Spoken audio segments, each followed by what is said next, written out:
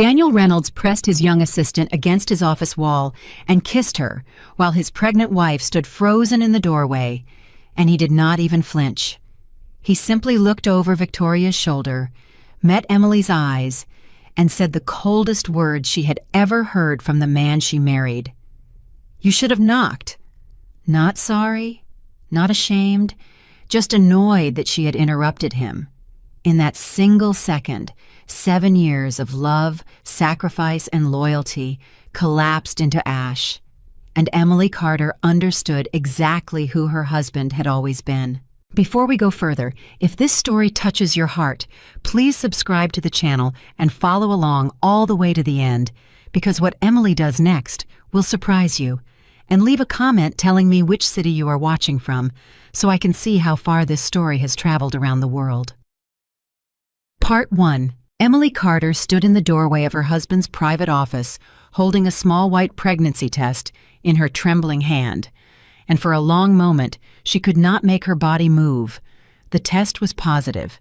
She had wrapped it in a silk handkerchief that morning, the same handkerchief Daniel had given her on their first anniversary, and she had driven across Manhattan with her heart pounding like a girl in love again, imagining the exact look on his face when she told him he was going to be a father. Now that image was gone forever. Victoria Hayes stepped back and straightened her blouse without a trace of guilt, and Daniel simply turned toward the window as if Emily were a stranger who had walked into the wrong room.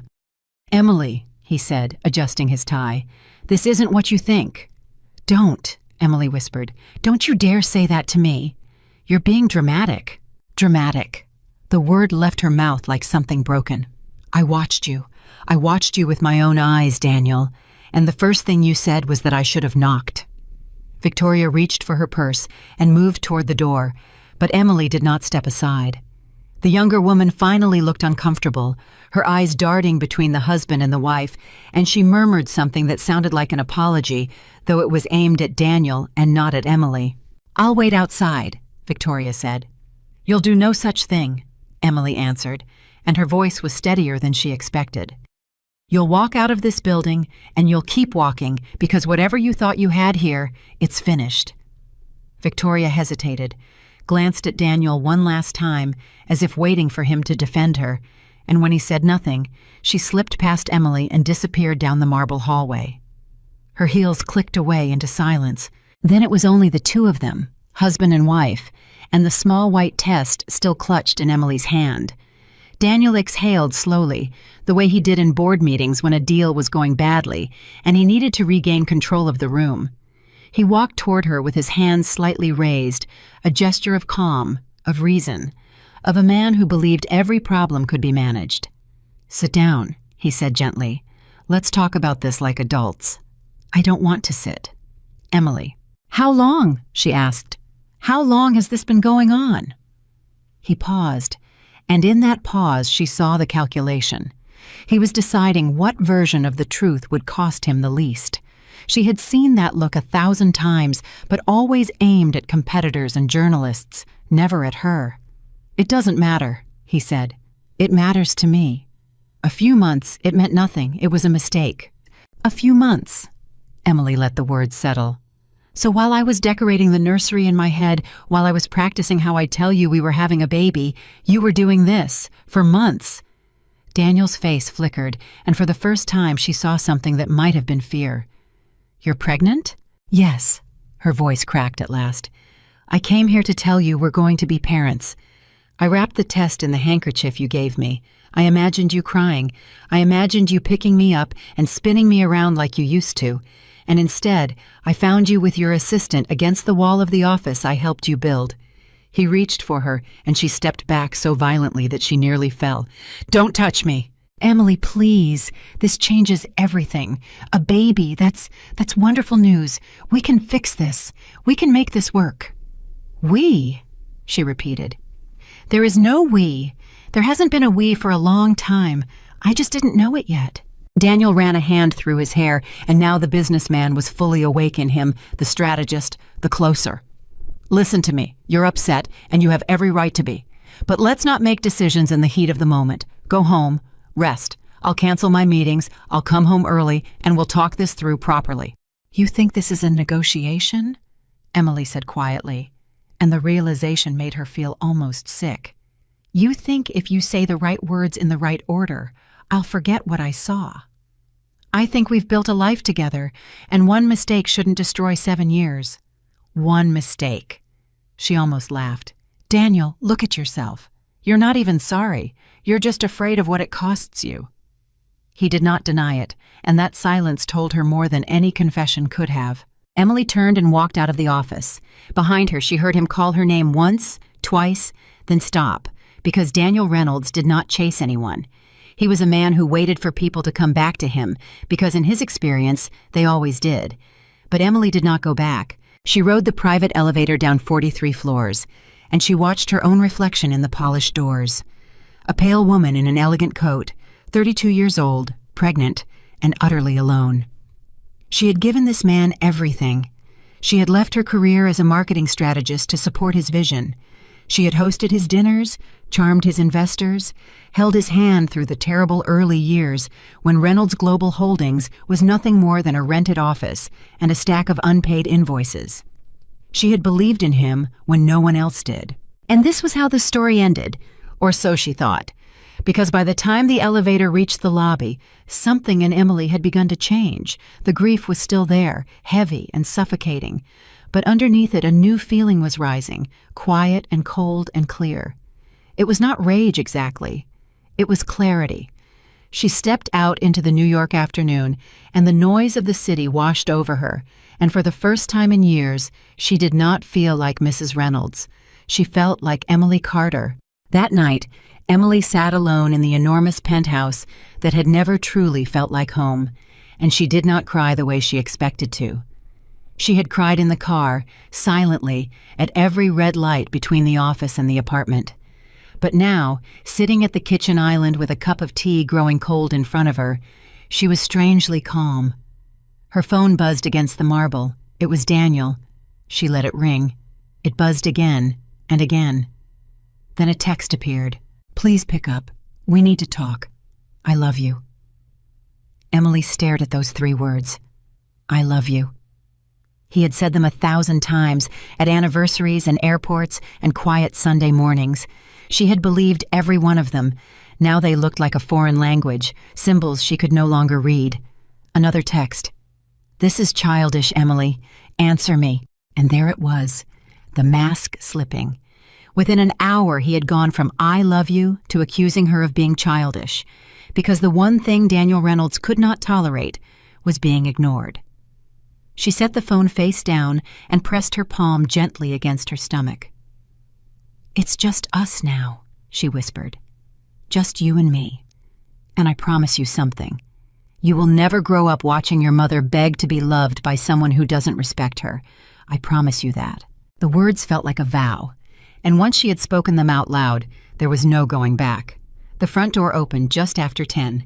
Daniel walked in still wearing his suit, his tie loosened, his face arranged into the expression of a wounded but reasonable man. He set his keys on the table with deliberate softness, the way a person approaches a frightened animal. "You didn't answer your phone," he said. "No," Emily replied. "I didn't." He came closer, and she watched him decide which strategy to use. He chose humility first. He knelt down beside her stool, took her hand before she could pull it away, and looked up at her with practiced sorrow. "I hate myself for what I did," he said. "I've been under so much pressure. The expansion, the investors, the board breathing down my neck. It's not an excuse. I know it's not an excuse, but I lost myself. Victoria meant nothing. She was there, and I was weak, and I will regret it every day for the rest of my life." Emily looked down at him and felt almost nothing. That frightened her more than the pain had. "Get up, Daniel," she said. "Not until you forgive me. Then you'll be down there a long time." He rose slowly, his jaw tightening. "You're my wife. You're carrying my child. Are you really going to throw away everything we have over one moment of weakness?" "It wasn't one moment," Emily said. "It was months, and I have a feeling it wasn't only Victoria." For a split second, something crossed his face. A flinch, the tiniest tell, and Emily, who had spent 7 years learning to read this man in negotiations, saw it clearly. There were others, she said. It was not a question. No, Daniel said too quickly. No, absolutely not. You're lying. Emily, stop this. How many, Daniel? There were no others. But she knew. She knew the way a wife always knows, in the pit of her stomach, in the strange gaps in his calendar, in the trips that ran long, in the phone he had started keeping face down, in the way he had grown so careful, so polished, so distant. She had told herself it was the pressure of running $1 billion company. She had made excuses for him the way loving people always make excuses. Not anymore. I want you to sleep in the guest room tonight, she said. This is my apartment. It's our apartment, she corrected. And tonight, you'll sleep in the guest room, or I'll leave and check into a hotel. Your choice. He stared at her, stunned, because in 7 years, Emily had never given him an ultimatum. She had always bent. She had always kept the peace. She had been the calm harbor he returned to after every storm. You've changed, he said, almost to himself. No, Emily answered. I've woken up. She went to bed alone that night, and she lay in the dark with her hand on her belly, and she did not sleep.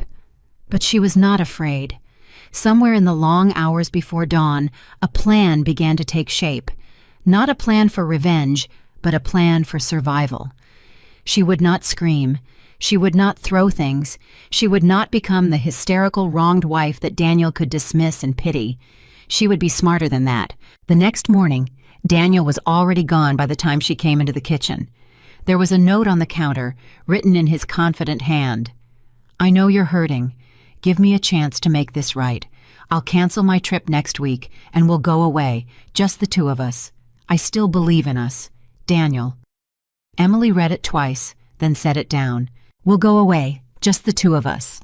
He was still managing her, still offering vacations and gifts and grand gestures, as if their marriage were a difficult client he could win back with the right pitch. She picked up her phone and, instead of answering him, she opened her contacts and scrolled to a name she had saved months ago, almost without knowing why. A woman she had met at a charity gala, the ex-wife of a real estate mogul, who had leaned close over champagne and said, Honey, if that man ever breaks your heart, you call Robert Mitchell. He's the only lawyer in this city who scares men like our husbands. Emily had laughed it off at the time. Now she stared at the number for a long moment. Then she dialed. A crisp assistant answered. Mitchell and Associates. I'd like to make an appointment with Mr. Mitchell, Emily said. It's regarding a divorce. May I ask who's referring you? Emily gave the name of the woman from the gala, and there was a pause, then a warmer tone. Of course. And your name? She hesitated only a second. Emily Carter, she said. Not Reynolds. Carter, her own name, the one she had almost forgotten she still had. Emily Carter. Mr. Mitchell has an opening tomorrow at 2. I'll be there. She hung up, and her heart was pounding, but it was a different kind of pounding now. Not fear, purpose. That afternoon, Daniel called 4 times. She answered on the 4th. There you are, he said, relief thick in his voice. I've been worried sick. You're not answering. You're not texting. I didn't know if something happened to you or the baby. We're fine, Emily said. Good, good. Listen, I moved some things around. I'm coming home early tonight. I got us a reservation at that little Italian place you love, the one from our first date. I thought we could start over. Clean slate. That sounds nice, Daniel. There was a beat of surprise on his end. He had expected resistance. It does? It does, she said smoothly. I've been thinking. You're right. 7 years is a long time. We shouldn't throw it away in a single moment of anger. She could hear him relax, could practically see the tension drain from his shoulders, and she felt something cold and steady settle inside her. He was so easy to read now, so easy to play. All she had to do was give him the version of Emily he wanted, the forgiving wife, the calm harbor, and he believed it instantly, because he had never once considered that she might be capable of deceiving him. I knew you'd come around, he said. You've always been the reasonable one. That's why I married you. Yes, Emily said. I've always been reasonable. 7 o'clock. I love you. See you tonight, she answered. And she did not say it back, but he was already gone, satisfied, certain that the crisis had passed. Emily set down the phone and let out a slow breath. Let him think she was coming around. Let him relax. Let him grow comfortable and careless. Because a comfortable man makes mistakes, and a careless billionaire leaves a trail. That evening she wore the blue dress he liked, and she smiled across the candlelit table, and she let him talk about their future while he refilled her wine glass, forgetting entirely that she could not drink it because she was carrying his child. She noticed that he had forgotten. She noticed a great many things now that she was truly paying attention. I've been thinking, Daniel said, cutting into his steak. After the baby comes, we should get a place upstate, somewhere with land, a real family home. That would be lovely. And once the expansion goes through next month, I'll finally have some breathing room. This deal, Emily, it's the biggest thing I've ever done. When it closes, we're not just wealthy. We're untouchable. Untouchable, she echoed. The investor conference is going to change everything. Every major player in the industry will be there. Journalists from every outlet. I'm announcing a $2 billion expansion. After that, no one can touch Reynolds Global. Not competitors, not regulators, no one. Emily set down her fork. The investor conference. When is that again? 3 weeks from Thursday. Why?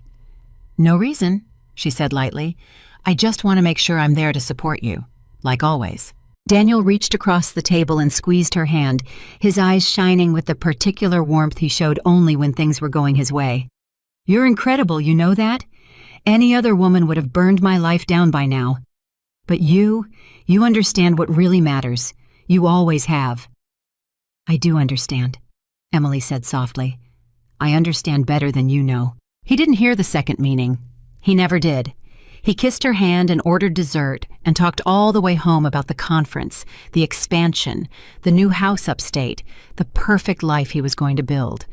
And Emily listened and smiled and remembered every single detail. 3 weeks from Thursday, the investor conference, every major player in the industry, journalists from every outlet. She could not have designed a better stage if she had tried.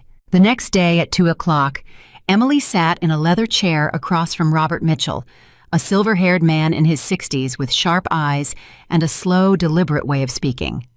His office looked out over the entire city, and the walls were covered with framed newspaper clippings of divorces so famous that even Emily recognized the names. So, he said, folding his hands, you're married to Daniel Reynolds. I am. And you want to leave him? I do. Robert nodded slowly. Then let me ask you something, Mrs. Reynolds, and I need you to answer honestly, because everything depends on it. What do you want out of this? Money? Punishment? Freedom? People come to me for different reasons, and the reason changes everything. Emily thought about it. She thought about the office, and the wall, and the words you should have knocked. She thought about the months of lies, the other women she was certain existed, the way he had refilled her wine glass without remembering she was pregnant. I don't want revenge, she said finally. I thought I did, but I don't. I want the truth to be seen. I want him to understand that being rich doesn't make you untouchable. I want my child to grow up knowing that their mother didn't stay silent when she was betrayed. And I want to walk away with my dignity and enough to build a real life for me and my baby. That's all. Robert studied her for a long moment, and then a slow smile crossed his weathered face. In 30 years, I have heard 100 wronged spouses tell me what they want. Do you know how many said the word dignity? How many? You're the first. He leaned forward. Mrs. Reynolds, most people come in here wanting blood. And blood is easy, blood is loud, and it usually leaves everyone bloody. But you want something much more dangerous. You want the truth. And the truth, when it's aimed correctly, can bring down an empire. He pulled a legal pad toward him. Tell me everything. Start from the beginning, and don't leave anything out, especially the money, especially how he spends it. So Emily talked. She told him about the early years, the sacrifices, the company she had helped build from nothing. She told him about the affair and her certainty that there had been others, and then, because Robert kept pressing, she began to describe the way Daniel spent money, the corporate cards, the trips he charged to the business, the gifts, the hotels, the dinners that always seemed to blur the line between company expense and personal pleasure. Robert's pen slowed. Then it stopped. He looked up at her with an expression she would never forget. Say that again, he said quietly. The part about the corporate accounts. He puts everything on the company, Emily said. He always has. The private jets, the suites, the gifts. He says it's for business. But some of those trips, Robert, some of those hotel rooms, they weren't business. They were her. They were them. Robert set down his pen very carefully, and for the first time in the meeting, the calm lawyer looked almost excited. "Mrs. Reynolds," he said, "your husband has spent years protecting his personal assets from a divorce. He's got prenups, trusts, holding companies, the whole armor. On the personal side, he's untouchable, just like he told you." He tapped the legal pad. But what he did not protect, what men like him never think to protect, is the line between his personal life and his company's money. If he used corporate resources, investor money, to fund his affairs, then this stops being a marriage problem. Emily's heart began to beat faster. What does it become? Robert smiled, and it was not a warm smile. It was the smile of a man who had just found the one loose brick in an impenetrable wall. "It becomes a matter of trust," he said. "The trust of every investor who handed him their money believing he was a man of integrity. The trust of a board that vouched for his character. Daniel Reynolds built an empire on being untouchable. And the one thing that can bring a man like that down isn't you, and it isn't a lawsuit." He leaned back. "It's the moment his investors stop trusting him. And you, Mrs. Reynolds, are about to hand me everything I need to make that happen." Emily sat very still. Outside the window, the city stretched out in every direction, and somewhere in that city, in a tower with his name on it, Daniel was preparing the biggest announcement of his life, certain that he had smoothed everything over, certain that his reasonable wife had come around, certain that he was, as he always said, untouchable. He had no idea that in a quiet office across town, his wife had just begun to build the very thing that would end him. "There's something else you should know," Emily said. "In 3 weeks, there's an investor conference, the biggest event of the year for his company. Every major player, every journalist. He's announcing a $2 billion expansion. He told me himself, every important person in his world will be in one room." Robert Mitchell went very still. Then, slowly, he set down his pen for the final time and folded his hands, and he looked at Emily Carter, the way a general looks at a battlefield that has just revealed its perfect opening. "Mrs. Reynolds," he said softly, "if you want the truth to be heard, that is where everyone will be listening." Emily met his eyes, and she thought of the small white test wrapped in a silk handkerchief, and the words "you should have knocked," and the promise she had made to the child growing inside her. She would not stay silent. She would not scream in an office or throw a glass across a restaurant. She would let the world hear the truth, on the biggest stage her husband had ever built, from the very woman he had spent 7 years underestimating. "Then that's where we do it," she said. "Not in secret, in the light, where everyone can see." Robert nodded slowly, and outside, the sun was beginning to set over Manhattan, painting the towers gold. Emily rose, smoothed her coat, and placed her hand once more against her stomach. "Get your papers ready, Mr. Mitchell," she said, "because in 3 weeks, my husband is going to give the most important speech of his life, and when he's finished, I'm going to give mine." She walked out of the office with her head high, and for the first time since she had opened that terrible door, Emily Carter was not afraid of what came next. She was ready for it.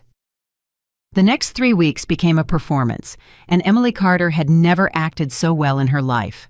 Every morning she made Daniel's coffee the way he liked it, 1 sugar, a splash of cream, and she set it beside his phone before he woke. Every evening she asked about his day and listened as though his answers mattered.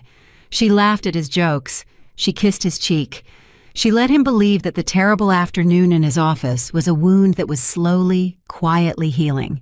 And every night, after he fell asleep, she rose in the dark and went to work. "You have to understand something," Robert Mitchell told her during their second meeting. "The moment he suspects, he'll move everything. Men like Daniel have people, accountants, fixers, lawyers who exist for exactly this. If he gets even a whiff that you've spoken to me, the corporate records vanish overnight. The trail goes cold, and then it's just your word against his, and his word is worth $2 billion. "So I stay quiet," Emily said. "You stay quiet, and you gather, quietly, legally, everything you can access as his wife, everything that's genuinely yours to see. Nothing stolen, nothing forced. We build this so clean that no lawyer in the country can throw it out." He looked at her carefully. "Can you do that? Can you smile at a man you despise for 3 more weeks?" Emily thought about it, and she was surprised by how easily the answer came. "I've been smiling at him for longer than I knew," she said. 3 more weeks won't kill me." So she gathered. It was easier than she expected, and that frightened her. Daniel had grown so careless, so certain of her forgiveness, that he left everything in the open. His laptop stayed unlocked on the kitchen island while he showered. His phone charged on the nightstand, face up now, because a reconciled wife had no reason to snoop. He had rebuilt his trust in her overnight, the way arrogant men always do, and that trust was the first crack in his armor. One evening, he called her into his home office to help him find a file. "You're better at organizing this stuff than I am," he said, waving at the mess of folders on the screen. "Just pull up the Q3 expense reports for me, would you? I need the travel section." Emily sat down at his desk, and her heart nearly stopped. He was handing it to her himself. She scrolled through the report slowly, her face a mask of mild boredom, while her eyes devoured every line. Hotel charges, flight charges, restaurant charges, all billed to Reynolds Global Holdings, all approved by Daniel himself. And there, buried in the numbers, the patterns began to emerge. A suite at the Peninsula, 2 guests. On a weekend, he had told her he was in Chicago closing a deal.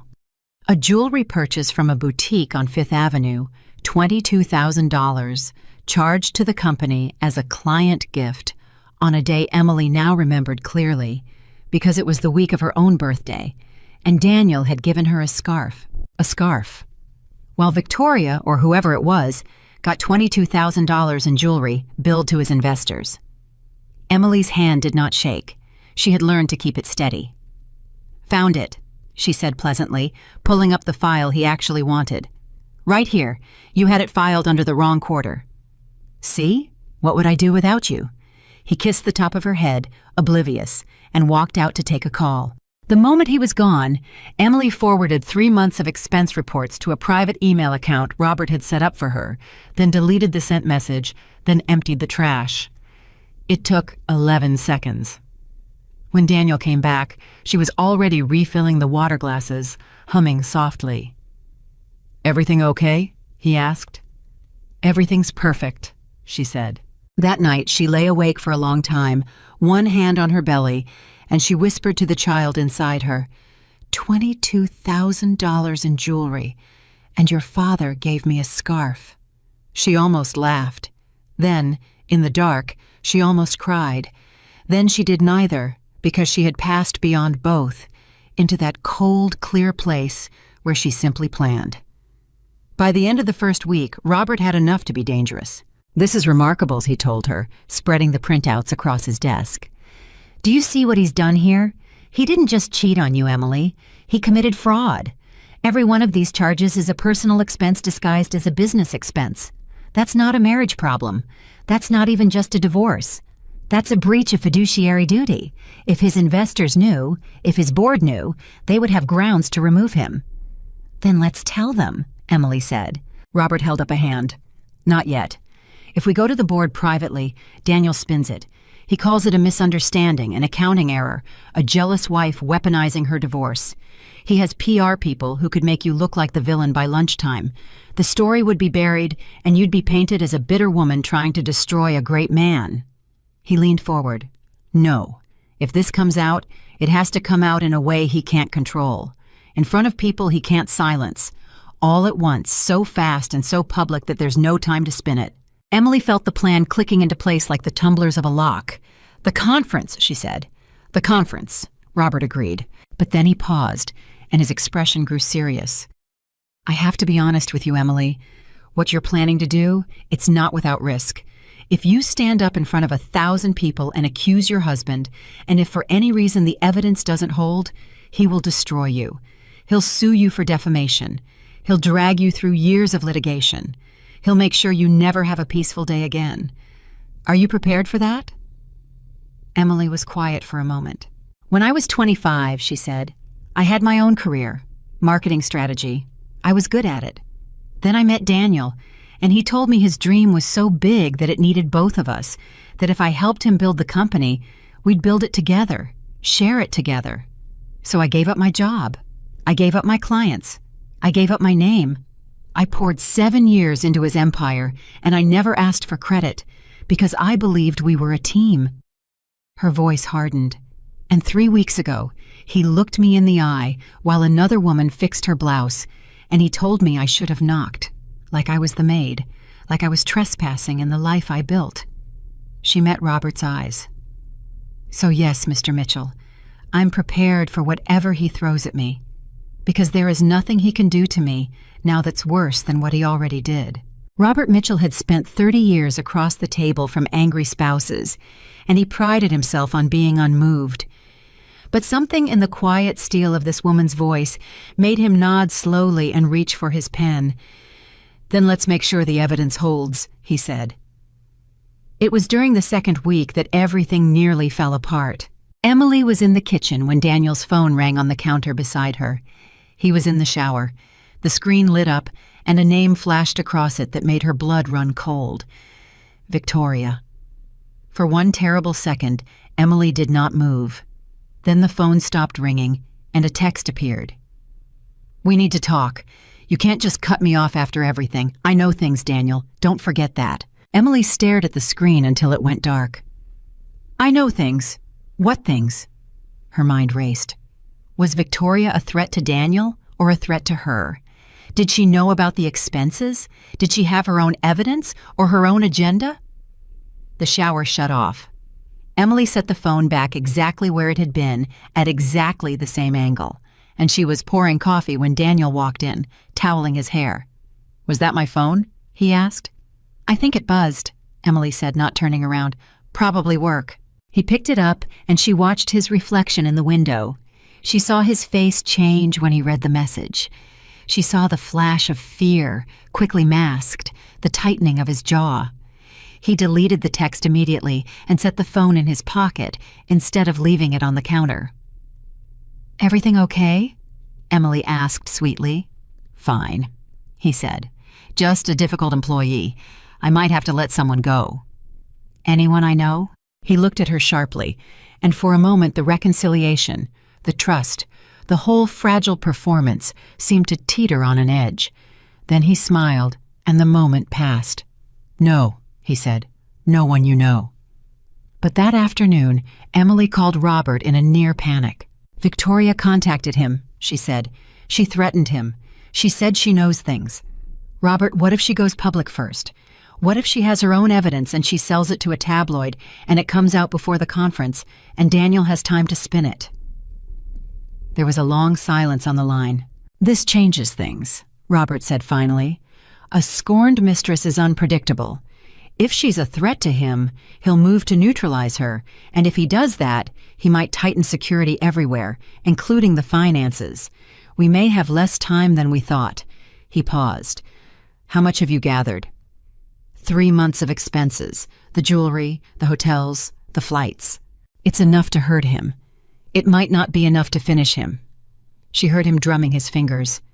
"Emily, I need you to do something, and I need you to be very, very careful. I need you to find out what Victoria knows, because if she has proof of something bigger, we want it on our side of the table, not sold to a tabloid where Daniel's lawyers can bury it." Emily's mouth went dry. "You want me to talk to her? To the woman he cheated with?" "I want you to decide," Robert said gently. "It's your marriage. It's your dignity. But I'll tell you this from experience. In situations like these, the mistress and the wife are almost never enemies. They're both women who were lied to by the same man. Sometimes the person who understands your pain best is the last person you'd ever expect."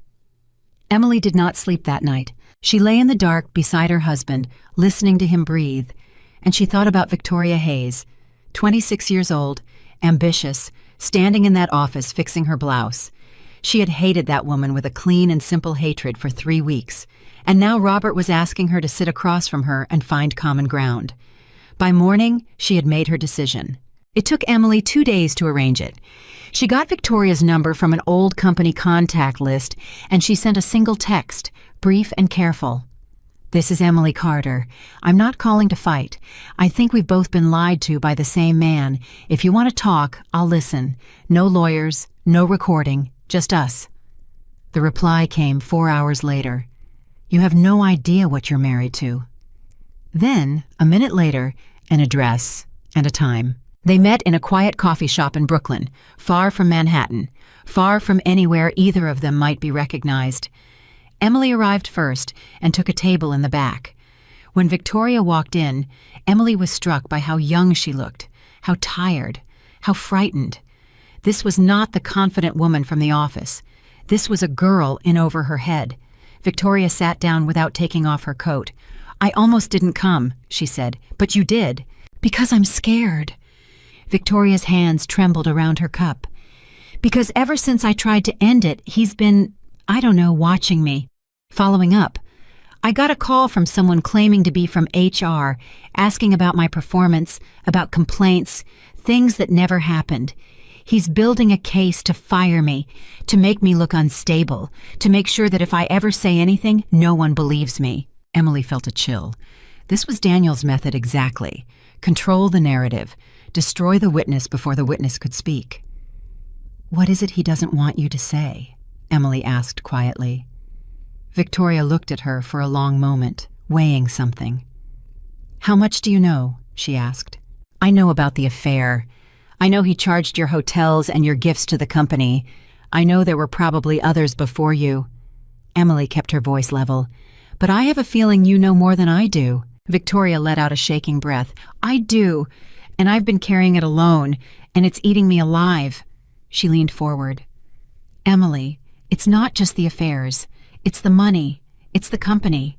The expansion he's announcing at the conference, the $2 billion deal. It's not what he tells the investors it is." Emily went very still. "What do you mean?" "I was his assistant. I saw the real numbers, the ones that don't go into the investor decks. The expansion isn't funded the way he claims. He's been moving money around, shuffling debt between the holding companies, making the books look healthier than they are. He's promising investors a $2 billion growth deal, but the foundation under it is rotten. If those investors knew the real state of the company's finances, they wouldn't put another dollar in. They'd pull out. The whole thing would collapse."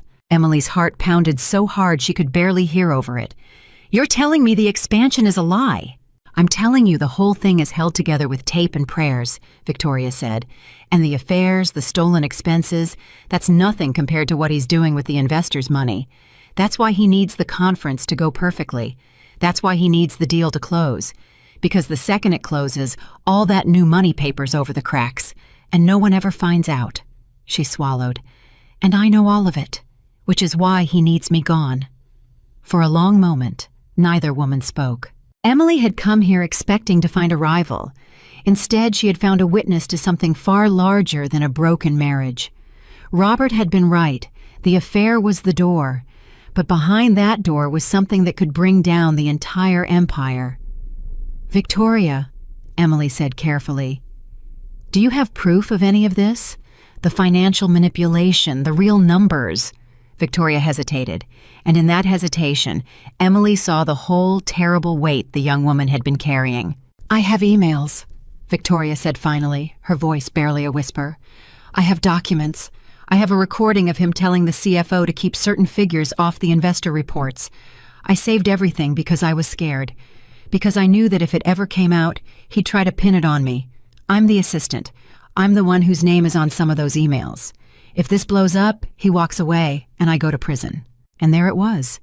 The reason Victoria had agreed to meet. Not loyalty, not conscience, fear. She was drowning, and she had grabbed the only hand extended to her, even if it belonged to the wife of the man they had both been sleeping with, in Victoria's case, and married to, in Emily's. Emily reached across the table and, to her own surprise, took Victoria's trembling hand. "Listen to me," she said. "I'm not here to save you, and I'm not here to hurt you, but I know a lawyer, a good one, the best. And there's a way through this where you don't go to prison and Daniel doesn't get to destroy you. But it requires you to be brave, and it requires you to trust me, even though I have every reason in the world to hate you." Victoria's eyes filled with tears. Why would you help me after what I did? Because you were 26 and ambitious and lied to by a powerful man, Emily said.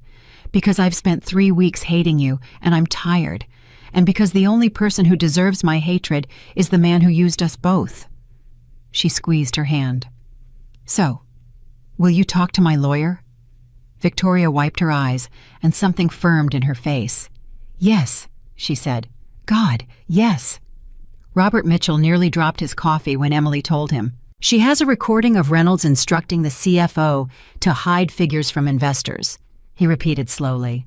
You're certain? I heard part of it, Emily said. I met with her again. She played me 30 seconds.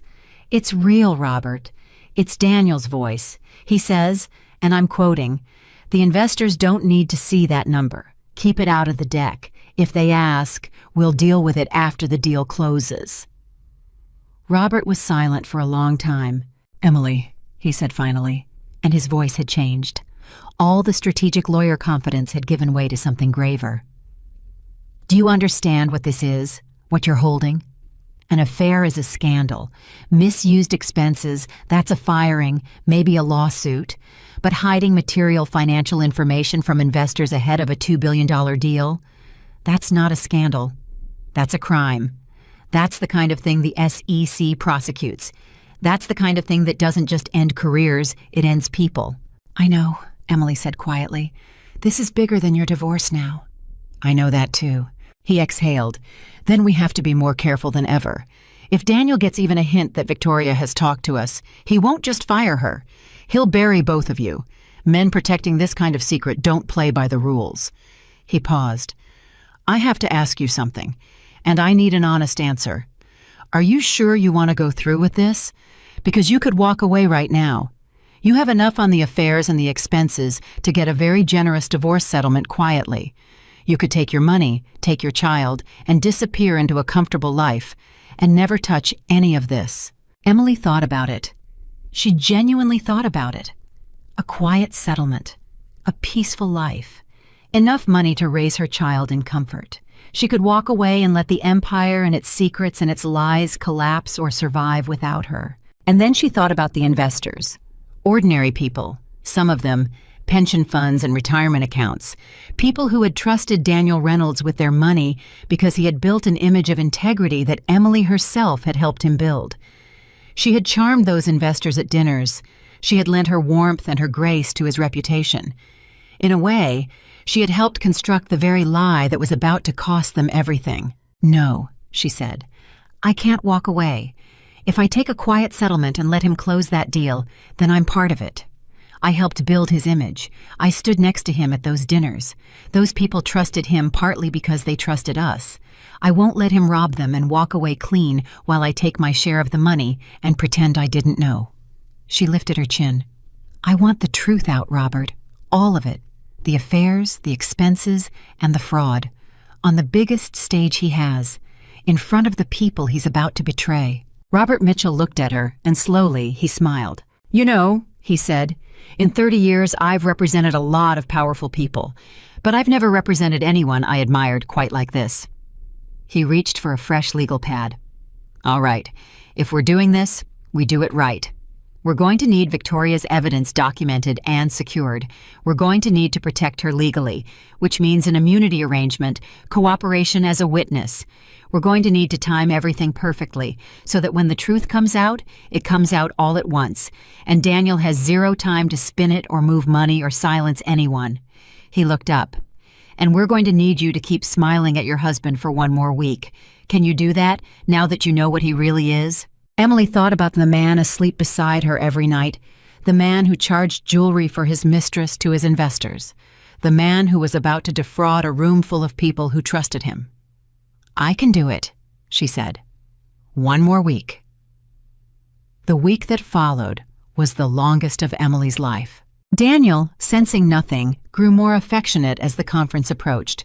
He was riding high, buoyed by the imminent deal, and he wanted his wife by his side to complete the picture of the perfect family man about to conquer the industry. I want you up front, he told her over dinner one night.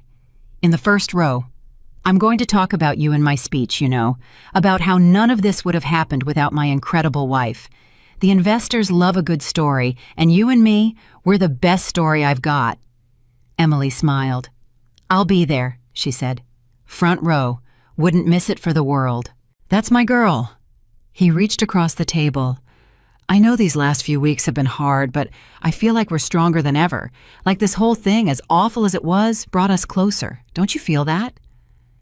"I feel closer to the truth than I've ever been," Emily said.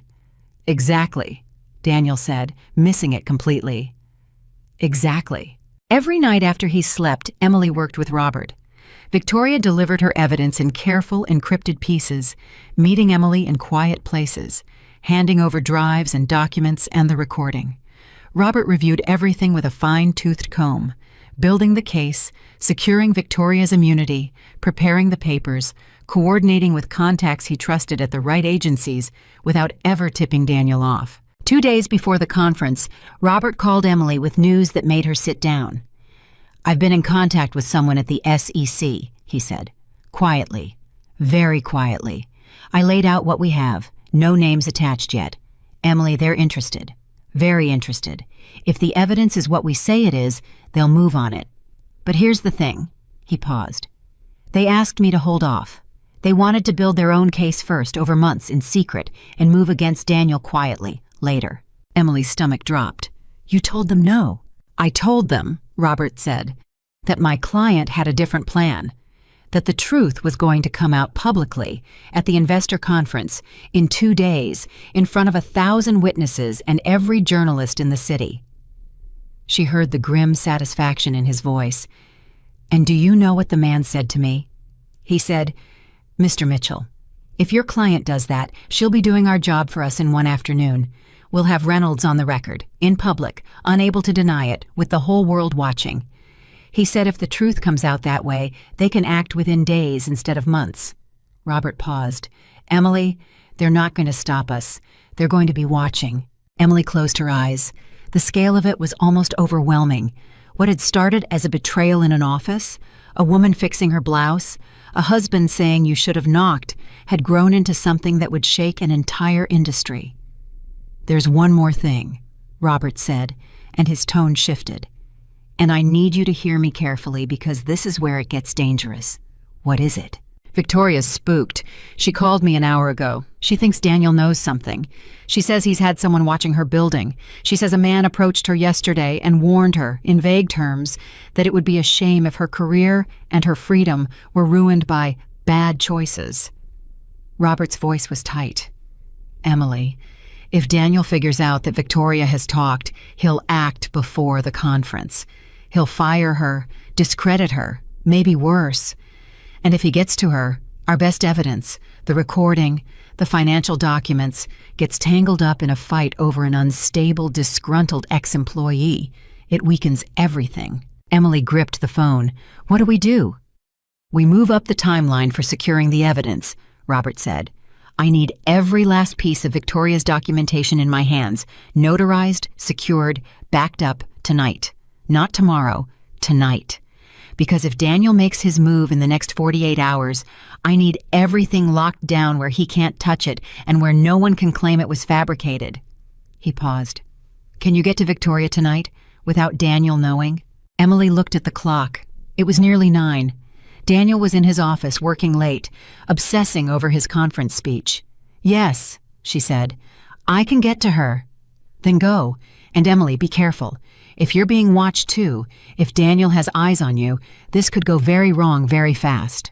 Emily hung up, and for the first time since this began, she felt genuine fear. Not fear of pain, not fear of loss, but fear of the sheer power of the man she was up against. Daniel Reynolds could hire people to follow, to threaten, to destroy. And she was one pregnant woman with a lawyer and a frightened girl and a handful of files. But she was also the one person who had seen through him. She texted Victoria. "We need to meet tonight. It's urgent. Robert needs everything now." The reply came fast, and it made Emily's blood freeze. "I can't. Someone's outside my building. I'm scared. I think he knows." Emily stared at the message, her heart hammering. Then she typed back, "Where are you right now?" "My apartment? I'm not going out there." Emily, what if he hurts me? What if I disappear and no one ever knows what he did? I have all the proof and I'm just sitting here waiting for something terrible to happen. Emily read those words twice, and then something in her hardened into pure resolve. You're not going to disappear, she typed. And you're not alone anymore. Give me 30 minutes. She grabbed her coat. And then, at the exact moment she reached for the door, her own phone rang. The screen lit up with a single word that made her stop cold, her hand frozen on the handle, her breath caught in her throat. Daniel. For a long moment, Emily didn't move. Why was he calling now at 9 p.m. from his office? Did he know? Had someone seen her with Victoria? Had he been watching her all along, the way she'd been watching him? She forced her voice into calm and answered. "Hi, honey," she said. "Working late?" "Emily." His voice was strange, quiet, controlled in a way that made the hair on her arms stand up. "I need to ask you something, and I need you to be honest with me." Her heart slammed against her ribs. "Of course, what is it?" There was a long, terrible pause. "Have you been talking to Victoria Hayes?" Emily's whole body went cold.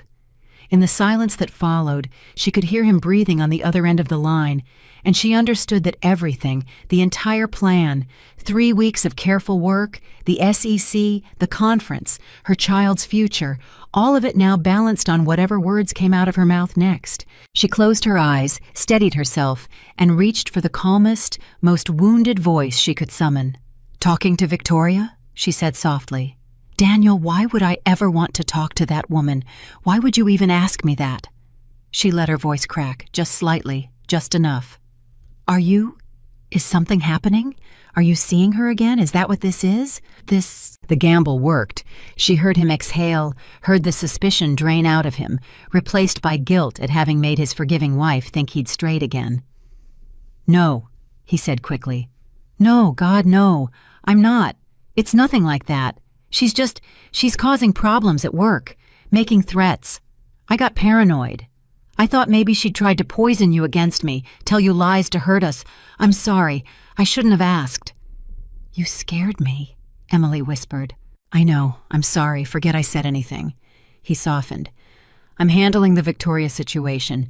By tomorrow she won't be a problem anymore, and after the conference it's just you and me and the baby. Clean slate, remember?" Emily gripped the doorframe. "By tomorrow she won't be a problem anymore." The words landed like ice water. Whatever Daniel was planning to do to Victoria, he was planning to do it before the conference, which meant Emily had until tomorrow. Maybe less. "I love you," Daniel said. "Get some sleep. Big day coming." "Big day coming," Emily echoed. "Good night, Daniel." She hung up, and her hands were shaking now, but her mind was crystal clear. She grabbed her keys. She was out the door and in a cab before she let herself breathe again, and as the city lights streaked past the window, she called Robert. "He asked me if I've been talking to Victoria," she said. "He's suspicious. And he said by tomorrow she won't be a problem anymore, Robert. He's going to move on her tomorrow. We're out of time. I'm on my way to her now." "Emily, no. If he's got people watching her building, you cannot be seen there. If he sees you with her, it's over." "Then I won't be seen," Emily said. "But I'm not leaving her alone in that apartment, scared out of her mind with the only evidence that can stop him. She could run. She could panic and destroy it. She could hand it to a tabloid for a payday. I have to get it, and I have to get her somewhere safe, tonight." Robert was quiet for a moment. "You've thought about this." "I've thought about nothing else for an hour." "All right," he said. "All right. Have the cab drop you a block away. Don't go in the front. Text her. Have her meet you at the service entrance in the back. Get the drives, get the documents, and get her out. There's a hotel under my firm's name where she can stay tonight, off the books, where Daniel can't find her. I'll text you the address. And Emily?" "Yes?" "You're a braver woman than half the men I've represented. Go get her."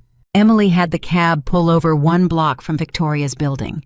Her heart was pounding as she stepped out into the night, pulling her coat tight, keeping her head down. She texted Victoria. "I'm here. Meet me at the service entrance in the back. Bring everything, all of it. We're getting you somewhere safe." The reply came instantly. Okay, coming down. Emily, hurry." Emily, Emily made her way around the side of the building, staying in the shadows, her senses screaming at every parked car, every figure on the sidewalk. She thought she saw a man sitting in a dark sedan across the street, but she couldn't be sure, and she didn't dare look twice. She reached the service entrance and waited, her breath fogging in the cold, one hand pressed protectively over her stomach. A minute passed, then 2. No Victoria. Emily texted again. "I'm at the door. Where are you?" Nothing. 3 minutes. 4. The cold seeped into her bones, and a terrible feeling began to crawl up her spine. "Victoria?" she typed. "Are you coming down?" Still nothing. And then, just as Emily was about to call, her phone buzzed with a new message. But it wasn't a text. It was a photo. Emily opened it with trembling fingers, and when she saw what it was, the strength went out of her legs, and she had to grab the wall to keep from falling. It was a photo of Victoria's apartment door. It was standing wide open. And underneath the photo, 3 words appeared on Emily's screen, sent from Victoria's phone, but written in a voice Emily knew instantly was not Victoria's at all. "She's with us now." Emily stood frozen at the service entrance, staring at those 3 words until they blurred. "She's with us now."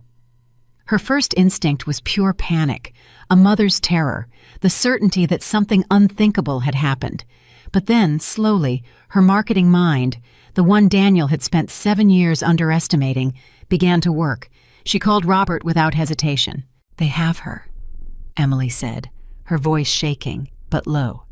"Someone was in her apartment.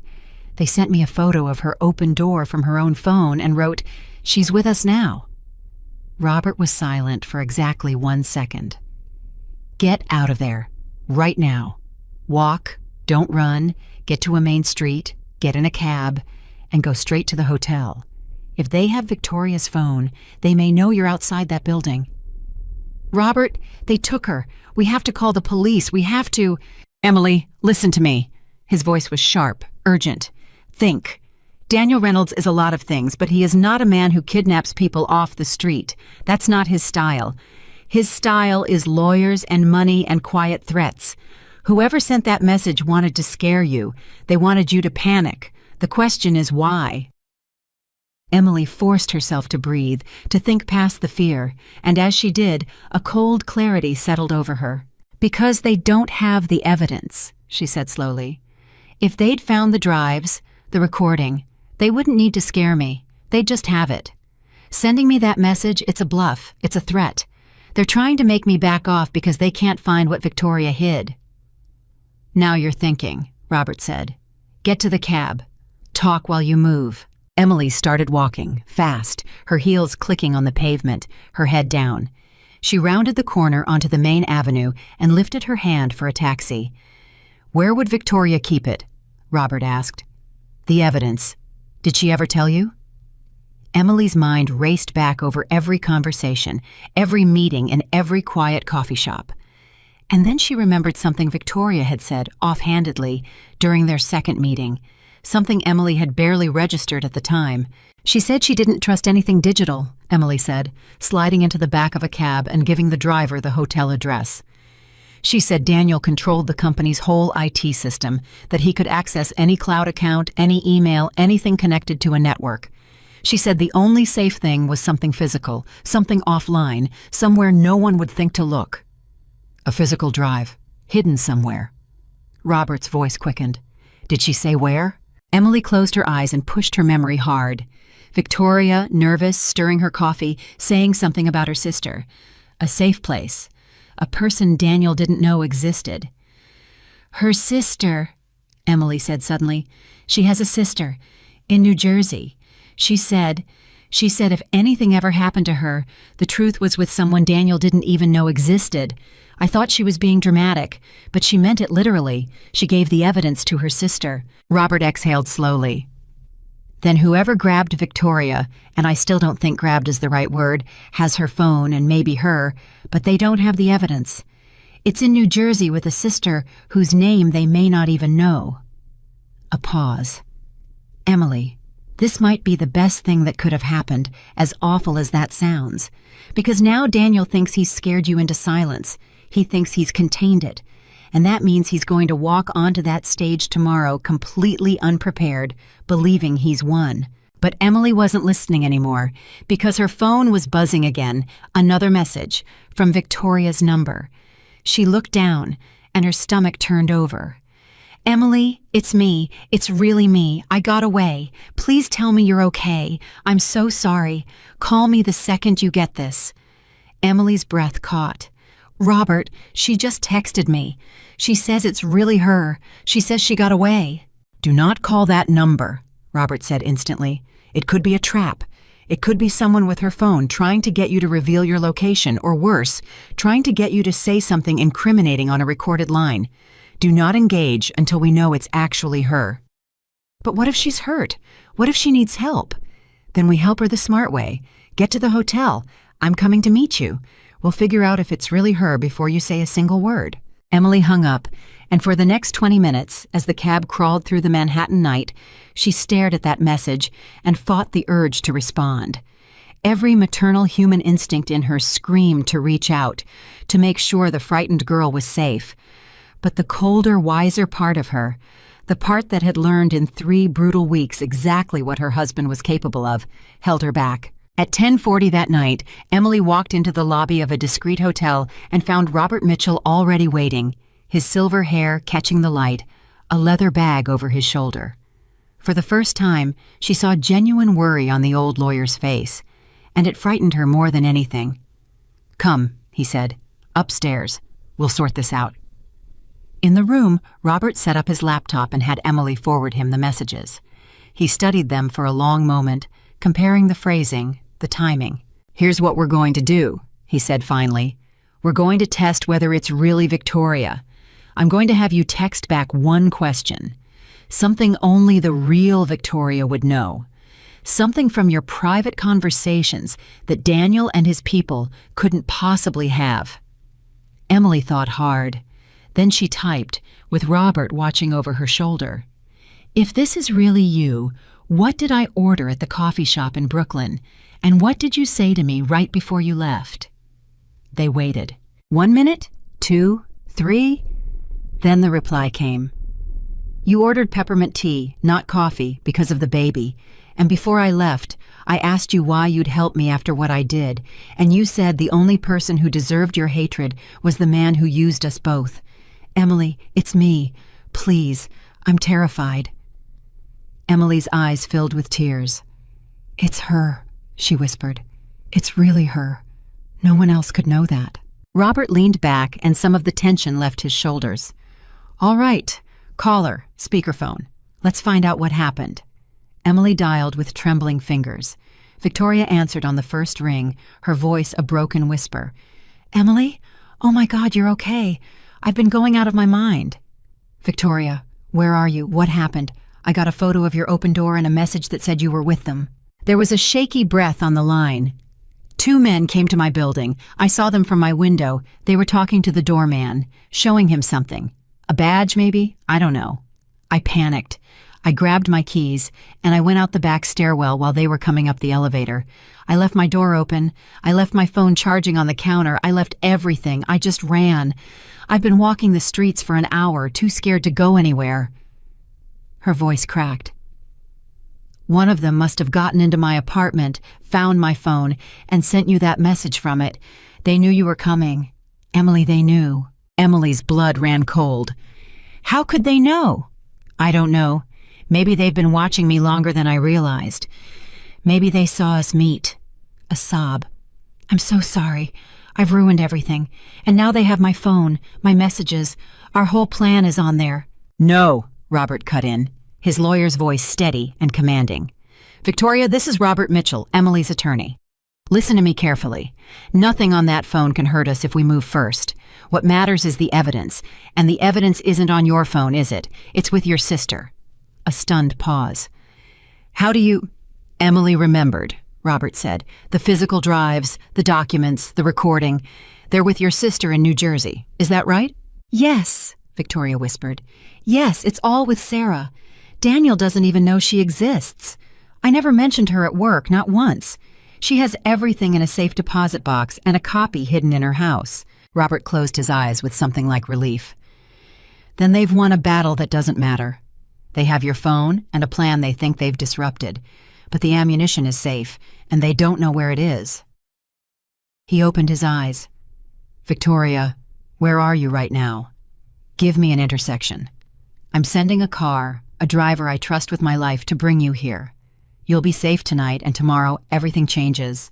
Victoria gave an address, a diner in Midtown where she'd taken shelter, and Robert made a call, arranging the pickup in clipped, precise sentences.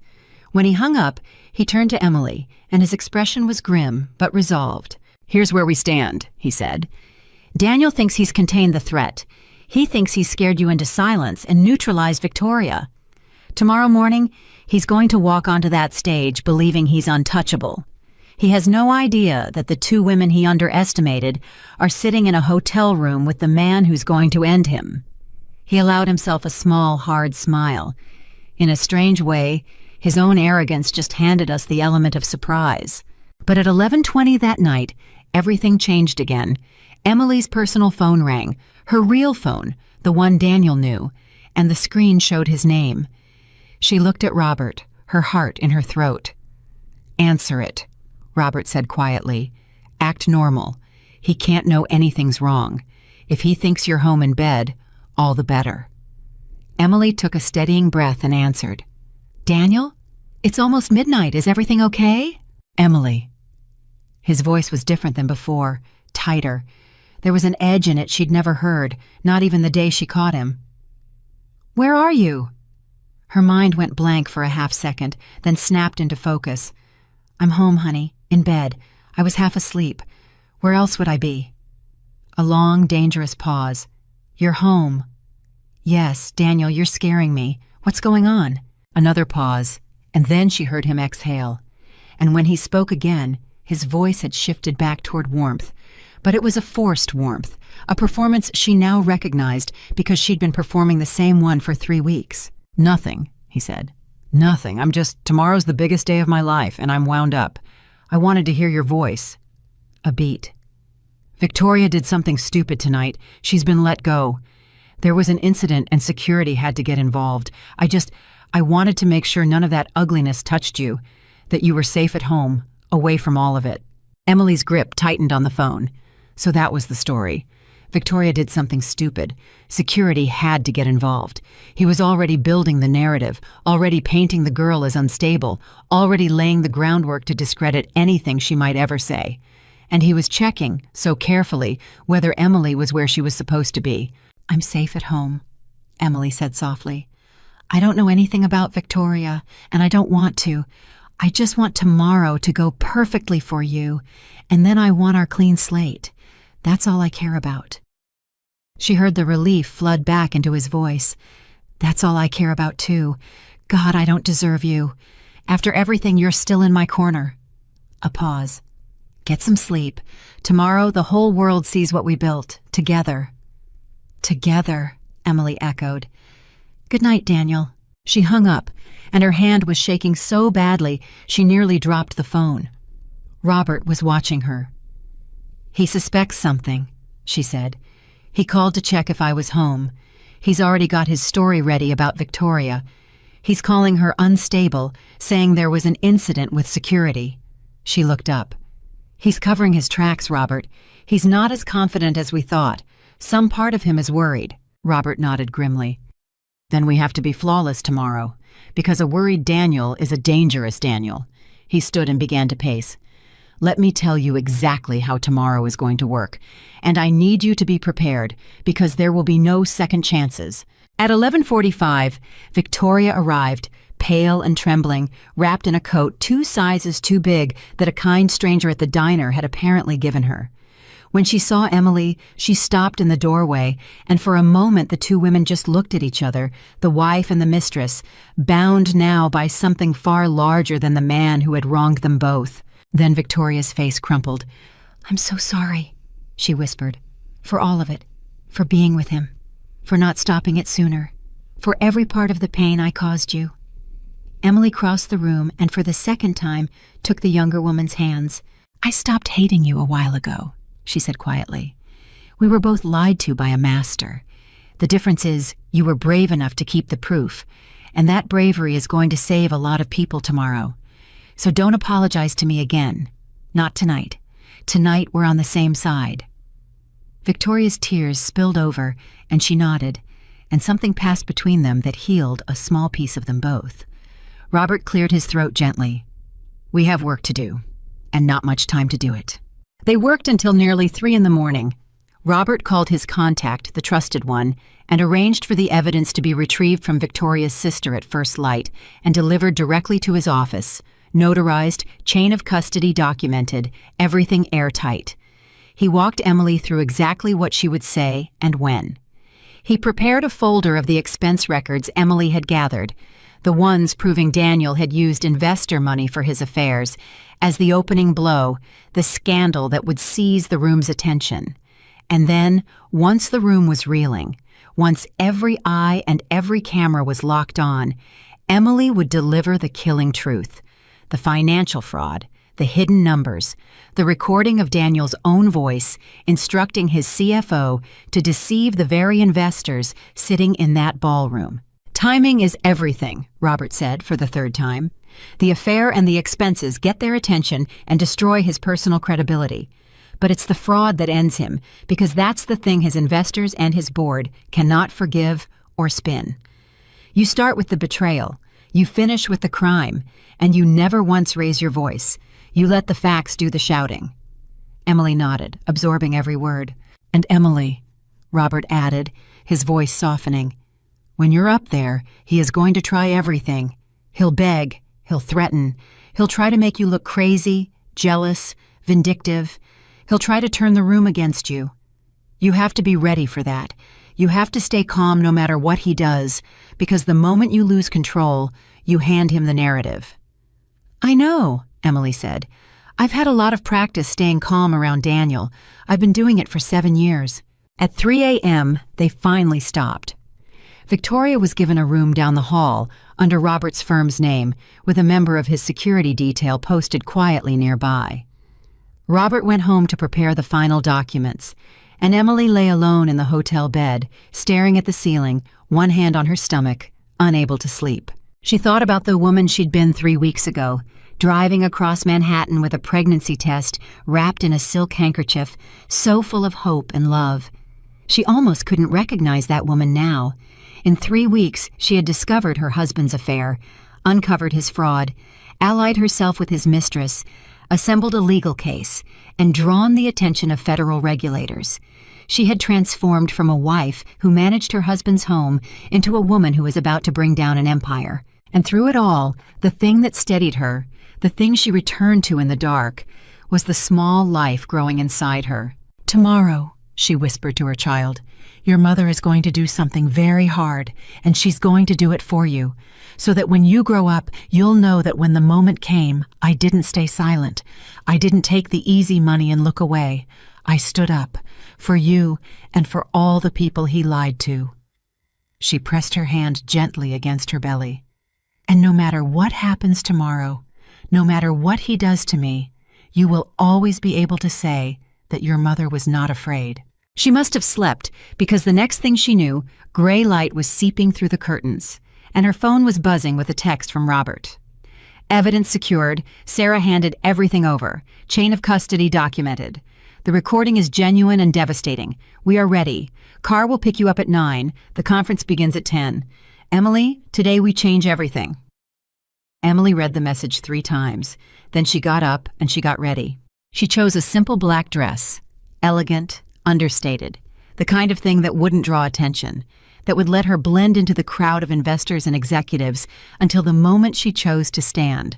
She styled her hair, she applied her makeup with steady hands, and when she looked at herself in the mirror, she saw not a victim, not a betrayed wife, but a woman fully in command of herself. At 8:50, Daniel called. Emily's heart lurched, but she answered smoothly. "Good morning. Big day." "The biggest," he said, and he sounded manic, wired, riding an adrenaline high. "Are you ready? The car's picking you up at the apartment, right? You'll be in the front row?"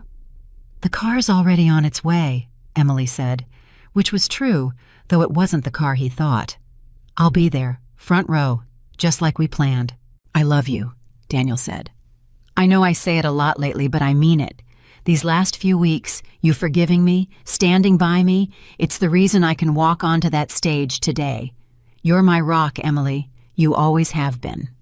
For one strange moment, Emily felt a pang, not of love, but of grief for the marriage she'd believed in, the man she'd thought she'd married, the future she'd imagined. It was really, truly over. After today, there would be no going back for either of them. "I'll see you soon, Daniel," she said quietly. "Go give the speech of your life." "I intend to," he said, and hung up. Emily set down the phone and closed her eyes. Go give the speech of your life. He had no idea how true that would be. He was about to give the last great speech of his life.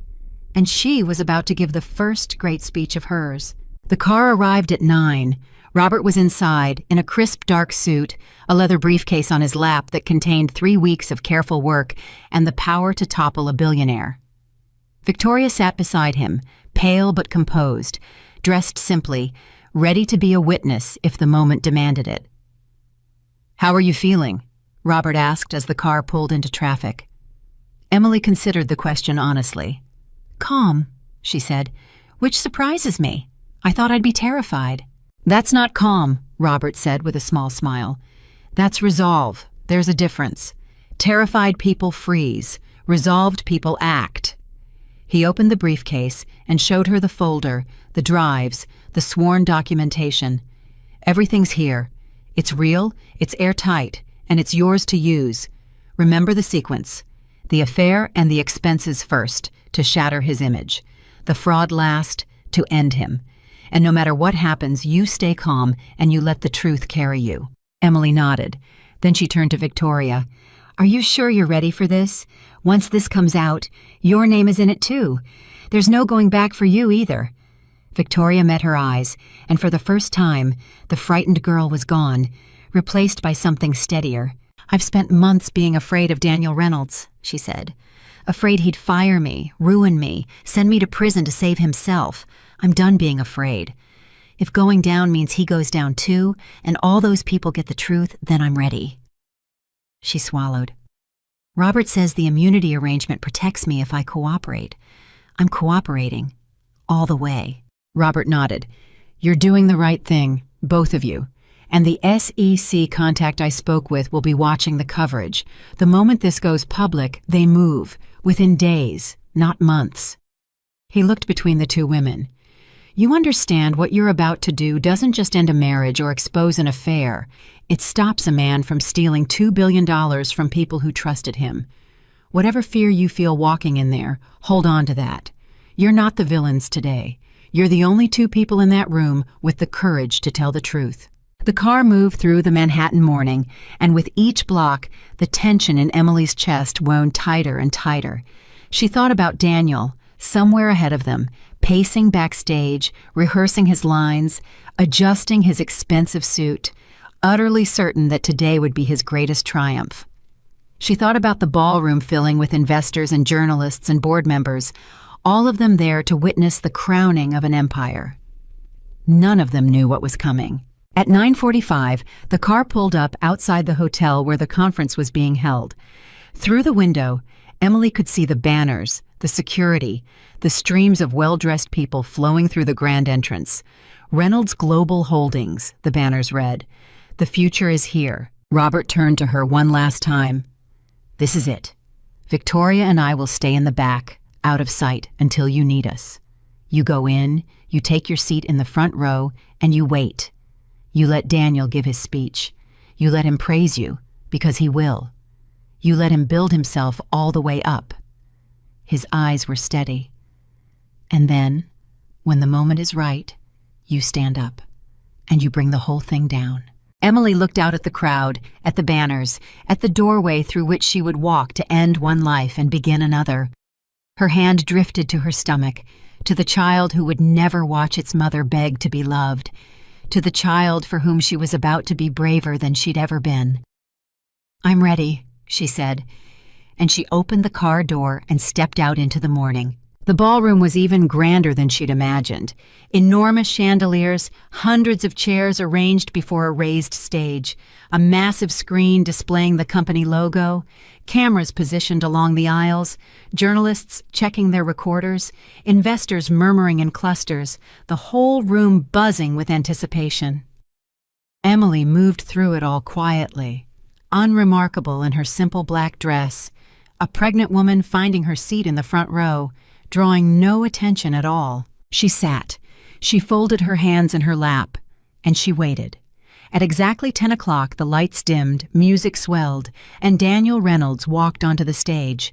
He looked magnificent. There was no other word for it. Tall, commanding, radiant with confidence, his suit perfect, his smile luminous.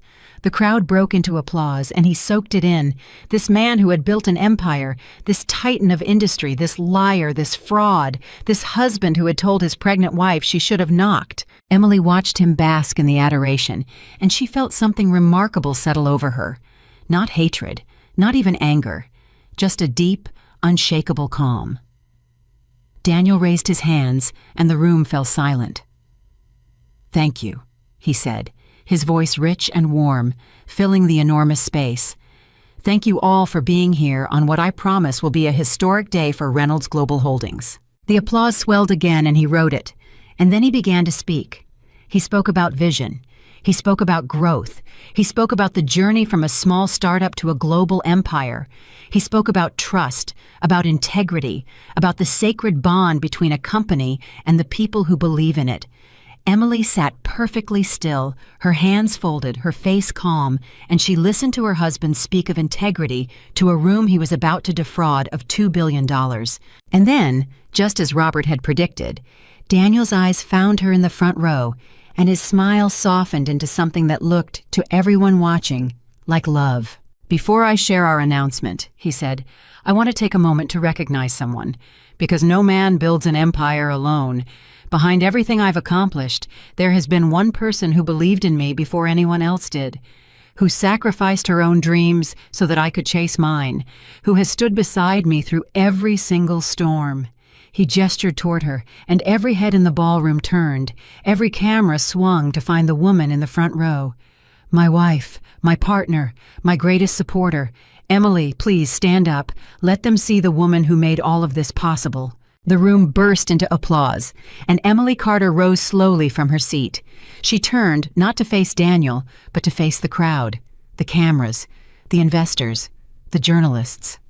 She looked out at all of them, at the hundreds of faces watching her with warm, expectant smiles, and she felt the weight of every one of them.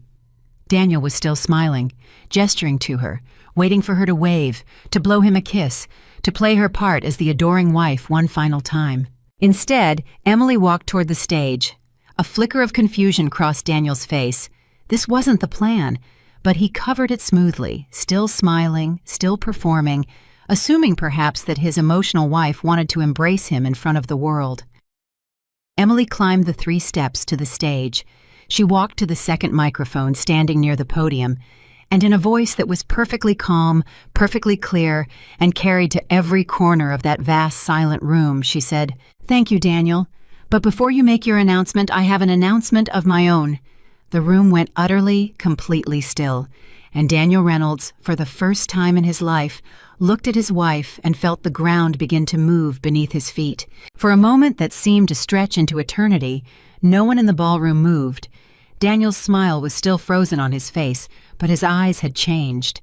Emily saw it, the panic beginning to flood in behind the practiced charm, the first realization that something had gone terribly, irreversibly wrong. He recovered quickly. He always did. "My wife," he said with a warm laugh, turning back to the crowd, "is full of surprises. She's been waiting to share some wonderful personal news with all of you." He put a hand on Emily's shoulder, a gesture that looked tender, but that she felt as a command. "Play along. Whatever this is, play along. Go ahead, sweetheart. Tell them." Emily looked at his hand on her shoulder, then looked up at his face, and she smiled. It was a smile Daniel had never seen before, and it made the blood drain from his cheeks. "I'm pregnant," Emily said into the microphone. The room erupted. Applause, cheers, cameras flashing. Journalists smiled. Investors clapped.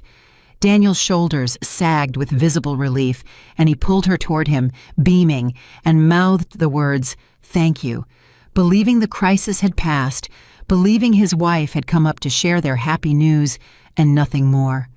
Emily let the applause wash over her. She let it build. She let Daniel bask in it one final time. And then, when the room began to quiet, she leaned into the microphone again. "And I'm also filing for divorce." The applause died, as if someone had cut a wire. The silence that followed was absolute. 500 people, and not one of them breathed. Daniel's hand fell from her shoulder.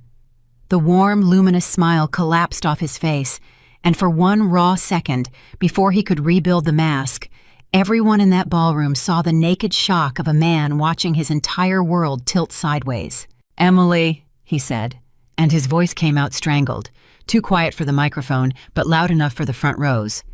"What are you doing?" Emily didn't look at him. She looked at the crowd. "For 7 years," she said, her voice steady and clear, carrying to every corner of the room. "I stood beside this man. I gave up my own career to build his. I hosted your dinners. I charmed many of you into investing. I lent my name and my face to the image of Daniel Reynolds, family man of integrity, man you could trust." She paused. "I'm here today because I owe you the truth, because I helped build that image, and I will not let it be used to deceive you for one more day." "Emily, stop!" Daniel's voice was low, urgent, a hiss meant only for her. He'd stepped close, his back to the cameras, and his face was a mask of controlled fury. "Whatever you think you know, this is not the place. Sit down, we'll talk. I'll give you anything, but not here." 3 weeks ago, Emily continued, ignoring him completely, "I went to my husband's office to tell him I was pregnant. I found him there with his executive assistant. When I confronted him, he told me I should have knocked." A murmur rippled through the crowd. Cameras clicked. A journalist near the front began recording on his phone, then another, then a dozen. "That would be a private matter," Emily said. "A marriage falling apart. Painful, but private. And I would have handled it privately, quietly, the way a woman is supposed to." She lifted her chin. "Except it wasn't private, because the affair wasn't paid for with my husband's money. It was paid for with yours." The murmur grew louder. "Emily." Daniel's hand closed hard around her arm now, no longer performing, and she saw real fear in his eyes, the fear of a cornered animal. "You are making a mistake you cannot take back. Think about our child. Think about your future. I am begging you. Stop this now." Emily turned to look at him then, fully, for the first time since she'd taken the stage, and when she spoke, her voice was soft, almost gentle, but it did not waver. "I am thinking about our child, Daniel," she said. "That's exactly why I can't stop." She reached down and with quiet force removed his hand from her arm. "You taught me something these past 3 weeks. You taught me that when you have the truth, you don't whisper it in an office where a powerful man can bury it. You say it where everyone can hear." She turned back to the crowd and she raised her hand. At the back of the ballroom, a door opened, and Robert Mitchell walked in, his leather briefcase in hand, his stride unhurried and absolute. Beside him walked Victoria Hayes. A gasp went through the room from those who recognized her. "This is Robert Mitchell, my attorney," Emily said. "And this is Victoria Hayes, the woman my husband was involved with. She's here today, at great personal risk, because she has more courage than any man in this room." Emily's eyes swept the crowd. "Over the past 3 weeks, we've assembled documentation, financial records, company expense reports, all of it verified, notarized, and secured. And it tells a story that every single investor in this room deserves to hear." Robert reached the foot of the stage and, without a word, handed a bound folder to a journalist in the front row, then another to a stunned-looking man Emily recognized as a senior board member, then began distributing copies down the aisle. $22,000 in jewelry, Emily said, charged to Reynolds Global Holdings as a client gift on the week of my own birthday. A suite at the Peninsula, billed as a business expense. On a weekend, my husband told me he was in Chicago. Flights, hotels, dinners, gifts, all of it paid for with company funds, with investor funds, with your money. Her voice hardened. My husband used the money you entrusted to him to fund his affairs. And that, ladies and gentlemen, is a breach of the fiduciary duty he owes every person in this room. The ballroom exploded into noise. Investors were on their feet. Journalists were shouting questions. Board members were flipping frantically through the folders. Cameras strobed the room in white light. "That's a lie!" Daniel's voice cracked across the chaos as he lunged for the podium microphone. "This is a personal vendetta, a jealous, emotional woman trying to destroy me because our marriage failed. Those documents are fabricated. She's unstable. She's not thinking clearly. She's pregnant and hormonal, and she's been manipulated by a divorce lawyer who smells money." He turned to the crowd, arms spread, the desperate charm cranked to its breaking point. "Please, you all know me. You know my character. You're going to believe a scorned wife and a fired assistant over the man who built this company from nothing?" For a moment, the accusation hung in the air, and Emily felt the room waver. Some of the older investors exchanged uncertain glances. Daniel was good. He was so good. Even now, even cornered, he could feel the crowd and play it. And that was the moment Emily had been waiting for. Because Robert had been right. The affair and the expenses would rock the room. But a clever man could still spin them, could still cry vendetta, could still muddy the water enough to survive. She needed the thing he could not survive. She needed the thing that turned a scandal into a crime. Emily waited for the room to quiet just enough, and then she said very calmly, "You're right, Daniel. An unhappy wife could fabricate an affair. A fired assistant could hold a grudge. So don't take our word for any of it." She looked at Robert, and he opened his briefcase. "Take yours." Robert produced a small speaker and set it on the edge of the stage. He connected it to a device, and his fingers hovered over the screen. Daniel went white. "What is that?" he demanded. "What are you doing?" "You told your investors today," Emily said, "that you're announcing a $2 billion expansion. You spoke about trust, about integrity, about the sacred bond between a company and the people who believe in it." Her voice dropped, and every person in that vast room leaned forward to catch it. "But there's a number you didn't put in your investor deck, a number you deliberately kept hidden, because if these people knew the real state of this company's finances, not one of them would give you another dollar." "Emily, don't!" Daniel's voice broke completely now, all the charm gone, only raw terror left. He was no longer performing for the crowd. He was pleading with his wife, and the whole world was watching him do it. "Please, I'm begging you, not this. You'll destroy everything, not just me, the employees, the company, everyone. Please." Emily looked at him, and for one flickering instant, she felt the old pull, the 7 years of love and loyalty, the man she'd once believed in. And then she thought of the pension funds, the retirement accounts, the ordinary people who had trusted him because they trusted her. And she thought of the child inside her and the promise she'd made in the dark. "You should have thought about the employees," she said quietly, "before you decided to steal from them." She nodded to Robert. He pressed play. Daniel's own voice filled the ballroom, clear and unmistakable, captured on a recording no one could deny. "The investors don't need to see that number. Keep it out of the deck. If they ask, we'll deal with it after the deal closes." The room detonated. It was chaos, total and irreversible. Investors surged toward the stage. Board members shouted. Journalists were talking rapidly into their phones, broadcasting live.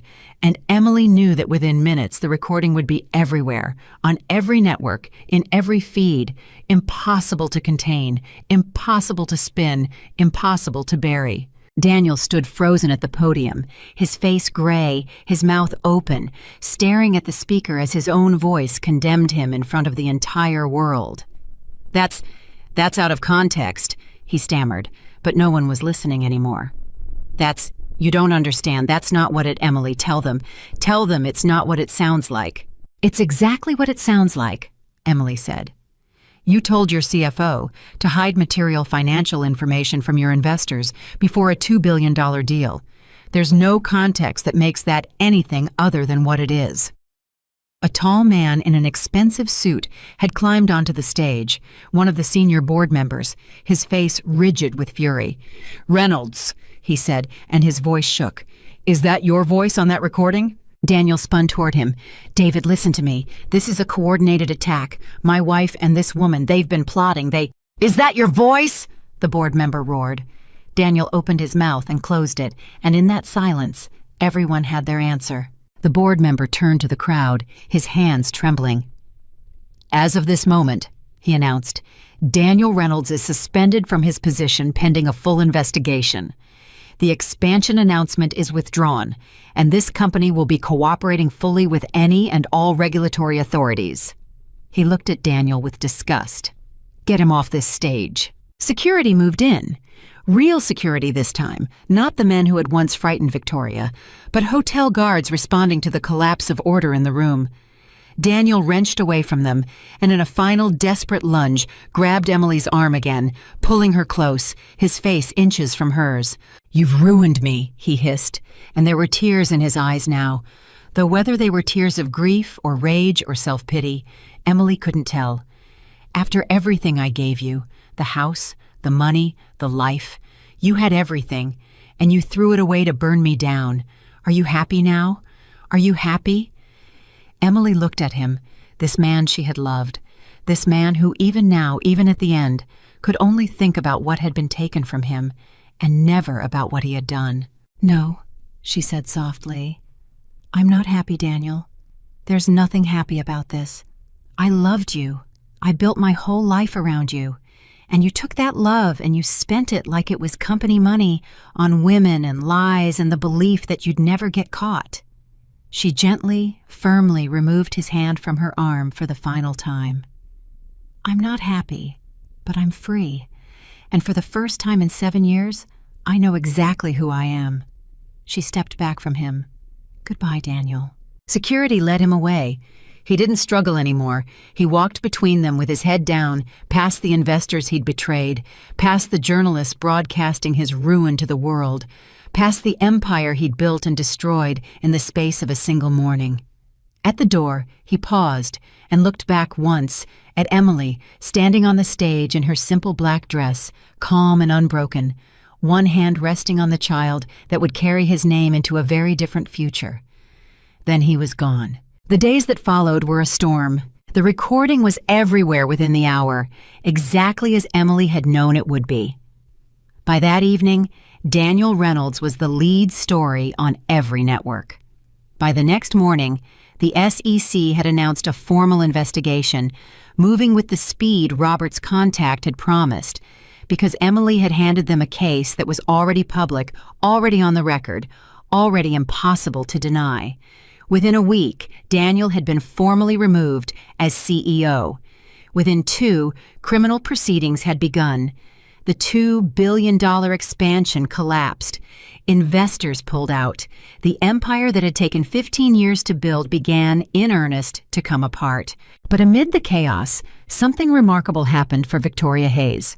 Because she had come forward voluntarily, because she had cooperated fully, because Robert had secured her a formal immunity arrangement before the truth ever went public, the young woman who had feared prison walked free. Her name appeared in the reports as a whistleblower, not a co-conspirator. The evidence she'd bravely preserved became the cornerstone of the government's case. And though the road ahead of her was not easy, she had at least her freedom and her future. She came to see Emily 2 weeks after the conference, in the small apartment Emily had rented. A modest place, nothing like the penthouse, but the first home in years that was entirely her own. "I don't know how to thank you," Victoria said, standing in the doorway. "You had every reason to let me drown. You could have used my evidence and let me take the fall. Instead, you saved me." "We saved each other," Emily said. "You kept the proof when it terrified you. I couldn't have done any of it without you." She hesitated. "How are you?" "Really?" Victoria managed a small smile. "Rebuilding.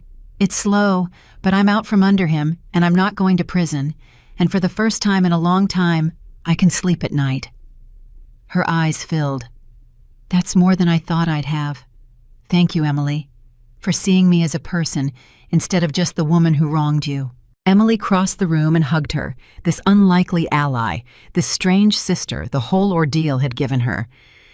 "Take care of yourself," Emily said. "You're braver than you know." Daniel's lawyers, meanwhile, came at Emily with everything they had. In the divorce proceedings, they offered staggering sums, millions upon millions, to make her sign confidentiality agreements, to soften her cooperation with investigators, to walk back what she'd said. Robert brought each offer to her, and each time, Emily read it and set it down.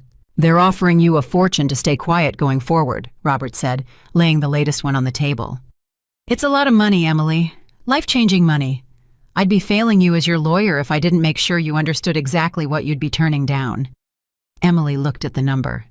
It was more money than she'd ever imagined holding. "If I take it," she said slowly, "what do they get?" "Your silence. Your cooperation with the investigation gets, let's say, less enthusiastic. You stop being a witness and start being a bystander." Emily pushed the paper back across the table. "Then no," she said. "I didn't do this for money. I did it for the truth, and for my child, and for the people he stole from. If I sell my silence now, then everything I said on that stage was a lie, and I'd rather have nothing than that." She met Robert's eyes. "I want a fair settlement. What I'm actually owed for 7 years of building that company, no more and no less.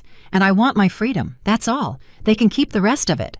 Robert looked at her for a long moment, and then he smiled, the same slow, admiring smile he'd given her that first day in his office. "You know," he said, "when you first walked in, you told me you wanted the truth to be seen, and you wanted to walk away with your dignity.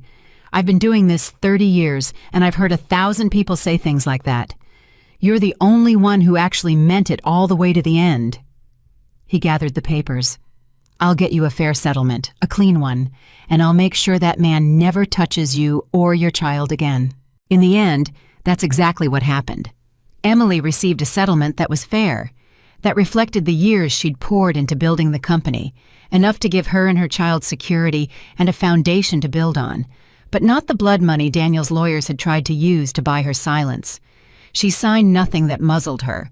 She cooperated fully with the investigation to the very end. And Daniel Reynolds, the billionaire who had believed himself untouchable, who had told his pregnant wife she should have knocked, lost everything he had spent his life building, his company, his fortune, his reputation, the admiration of a world that had once looked at him and seen a titan. Emily didn't celebrate his fall. She'd told him the truth on that stage, that there was nothing happy about it, and she'd meant it. She'd loved him once. Some quiet corner of her would always grieve the man she'd thought he was. But she didn't look back. The evening after the divorce was finalized, Emily sat alone in her small apartment, one hand resting on her belly, now round and full, the baby due in a matter of weeks. The city glittered beyond her window, the same city where she'd once driven across town with a pregnancy test wrapped in a silk handkerchief, so full of hope. She was a different woman now. Not harder exactly, but clearer, stronger, whole in a way she hadn't been in years, maybe ever. Her phone buzzed. A text from Robert. "Just saw the final judgment come through. It's done. You're free. And Emily, for what it's worth, in 30 years, I've never been prouder of a client. Whatever you do next, the world had better watch out." Emily smiled and set the phone down and looked out at the lights of the city. "It's just us now," she whispered to her child, as she had once before, on the worst night of her life. But this time, the words meant something entirely different. This time they weren't a wound. They were a beginning. Just you and me. And we're going to be okay. Better than okay. Because your mother learned something important, and someday I'll teach it to you. She pressed her hand gently against the life growing inside her. No one, no matter how rich, no matter how powerful, no matter how much they smile, gets to decide what you're worth. Only you get to decide that. And once you know your own worth, there is nothing in this world they can take from you that matters. Outside, the city hummed with its millions of lives, its millions of stories. And in a small apartment that was entirely her own, Emily Carter, no longer the wife of a billionaire, no longer anyone's supporter or shadow or rock, sat quietly in the gathering dark, unafraid, and waited for her daughter to be born into a world where her mother had refused when the moment came to stay silent. The daughter Emily had promised so much to came into the world on a cold morning in early spring, and Emily named her Grace. She chose the name deliberately, the way she now did everything. Grace, because it was what she'd fought to keep through the ugliest season of her life. Grace, because it was what she wanted her daughter to carry into the world. And as Emily held the tiny girl for the first time, all 7 pounds of her, red-faced and furious and perfect, she wept, not from pain, not from grief, but from a joy so enormous it had nowhere else to go. "Hello, Grace," she whispered. "I made you a promise once, in the dark, when I was more scared than I'd ever been. I told you your mother wasn't afraid, and I kept it. I kept every word." The first year was not easy, and Emily would never pretend otherwise. There were nights when Grace wouldn't sleep, and Emily paced the small apartment for hours, exhausted and alone, and the loneliness pressed down on her so hard she could barely breathe. There were mornings when she looked at the modest life she'd built, the secondhand furniture, the tight budget, the absence of the man she'd once loved, and she wondered if she'd made a terrible mistake. There were moments when a cruel little voice in her head whispered that she could have stayed silent, taken the millions, given her daughter a life of penthouses and private schools, and never wanted for anything. But every time that voice came, Emily would look at Grace, and she would remember exactly why she'd done it. "I could have given you money," she told her sleeping daughter one of those hard nights. "But I would have had to sell you the lie that it's okay to look away when someone does something wrong, as long as they pay you enough. And I won't teach you that. Not ever. You're going to grow up knowing that your mother chose the truth when the truth cost everything. And someday that's going to matter to you more than any penthouse ever could." She believed that, and believing it got her through. Robert Mitchell stayed in her life, first as her lawyer, and then, over time, as something like a friend. He checked on her. He sent small gifts when Grace was born. And one afternoon, about 8 months after the conference, he came to see her with a proposition that would change the course of her life. "I've been thinking about you," he said, settling into her small living room, bouncing Grace gently on his knee, a sight that still amazed Emily every time she saw it. "About what you did at that conference. You realize most people, faced with what you were facing, would have crumbled? But you didn't just survive it. You strategized it. You outthought a billionaire and a team of lawyers, and you did it while pregnant and heartbroken." He looked at her. "That's not luck, Emily. That's talent. Real, rare talent. And I have to ask, what are you going to do with it?" Emily laughed softly. "Right now, I'm going to change a diaper and figure out how to make the rent stretch." "I'm serious," Robert said. "You have a background in marketing strategy. You spent 7 years watching, up close, exactly how empires get built and how they fall apart. You understand crisis. You understand reputation. You understand the difference between an image and the truth underneath it." He handed Grace back to her. "Do you know how many companies would pay a fortune for someone who understands what you understand? Someone who's actually lived it?"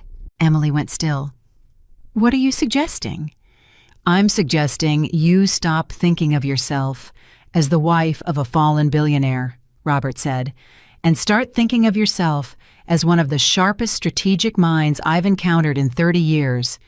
I know people, Emily, executives, founders, companies that need exactly the kind of clarity you have. If you're willing, I'd like to make some introductions. See what you can build, on your own name this time. On your own name this time." The words landed somewhere deep in Emily's chest, in the place that had spent 7 years being someone's supporter, someone's shadow, someone's rock. "I have a baby," she said. "I can't just—" "Plenty of people build things with a baby on their hip," Robert said gently. "Start small, 1 client, see how it feels. I have a founder in mind, a good man, running a company through a rough patch, who needs someone who can see clearly and tell him the truth. Sound like anyone you know?" Emily looked down at Grace, sleeping now, her tiny fist curled against her mother's chest, and she felt something she hadn't felt in a very long time. Ambition, her own, not borrowed, not sacrificed, not poured into someone else's dream. Hers.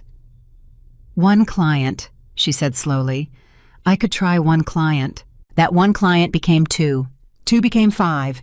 And within 2 years, Emily Carter, who had once given up her career to build her husband's empire, had built something of her own, a strategic consulting firm that advised companies through crisis, through scandal, through the treacherous gap between what an organization claimed to be and what it actually was. She was extraordinary at it, and word spread fast.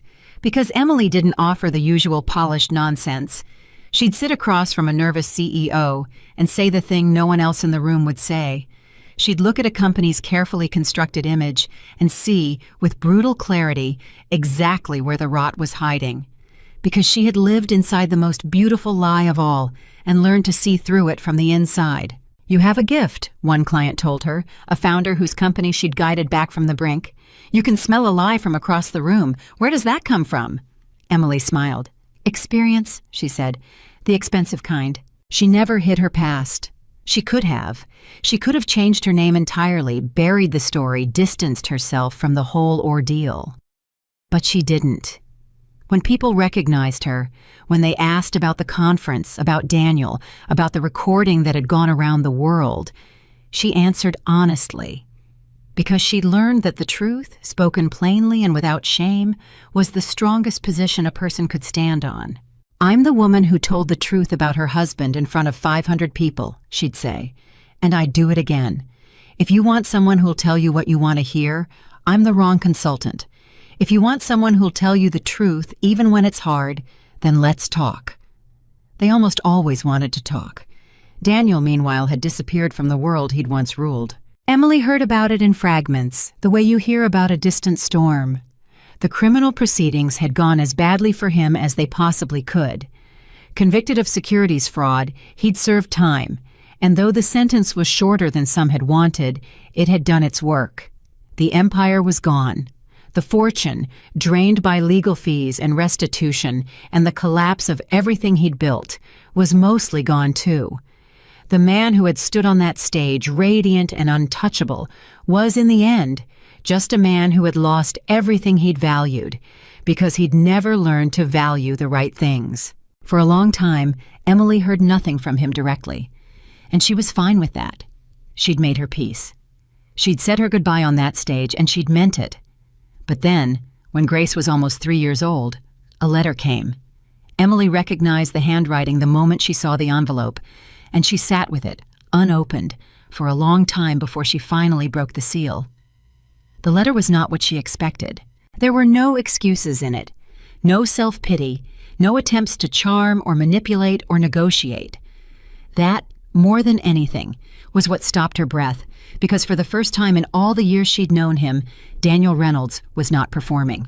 He wrote that he'd had a great deal of time to think, that prison had a way of stripping away everything a man told himself, until only the truth was left. He wrote that for most of his life, he'd believed that success was the same as worth, that money was the same as love, that as long as he was winning, nothing else mattered. He wrote that it had taken losing every single thing he'd ever won to understand how wrong he'd been. And then he wrote about Grace. He wrote that he had a daughter he'd never met, that he understood he had no right to her, that he'd forfeited that right the day he told her mother she should have knocked, but that he was trying, slowly, painfully, to become someone who might one day deserve to be in her life, in whatever small way Emily would permit.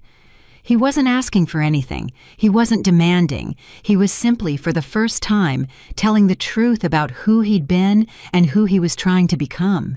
Emily read the letter 3 times, and then she set it down, and she was quiet for a long while. She didn't respond right away. She thought about it for weeks. She talked it over with Robert, who counseled caution. She sat with her own complicated feelings, the old grief, the old anger, and underneath them, something she hadn't expected. A small, cautious hope. Not for herself.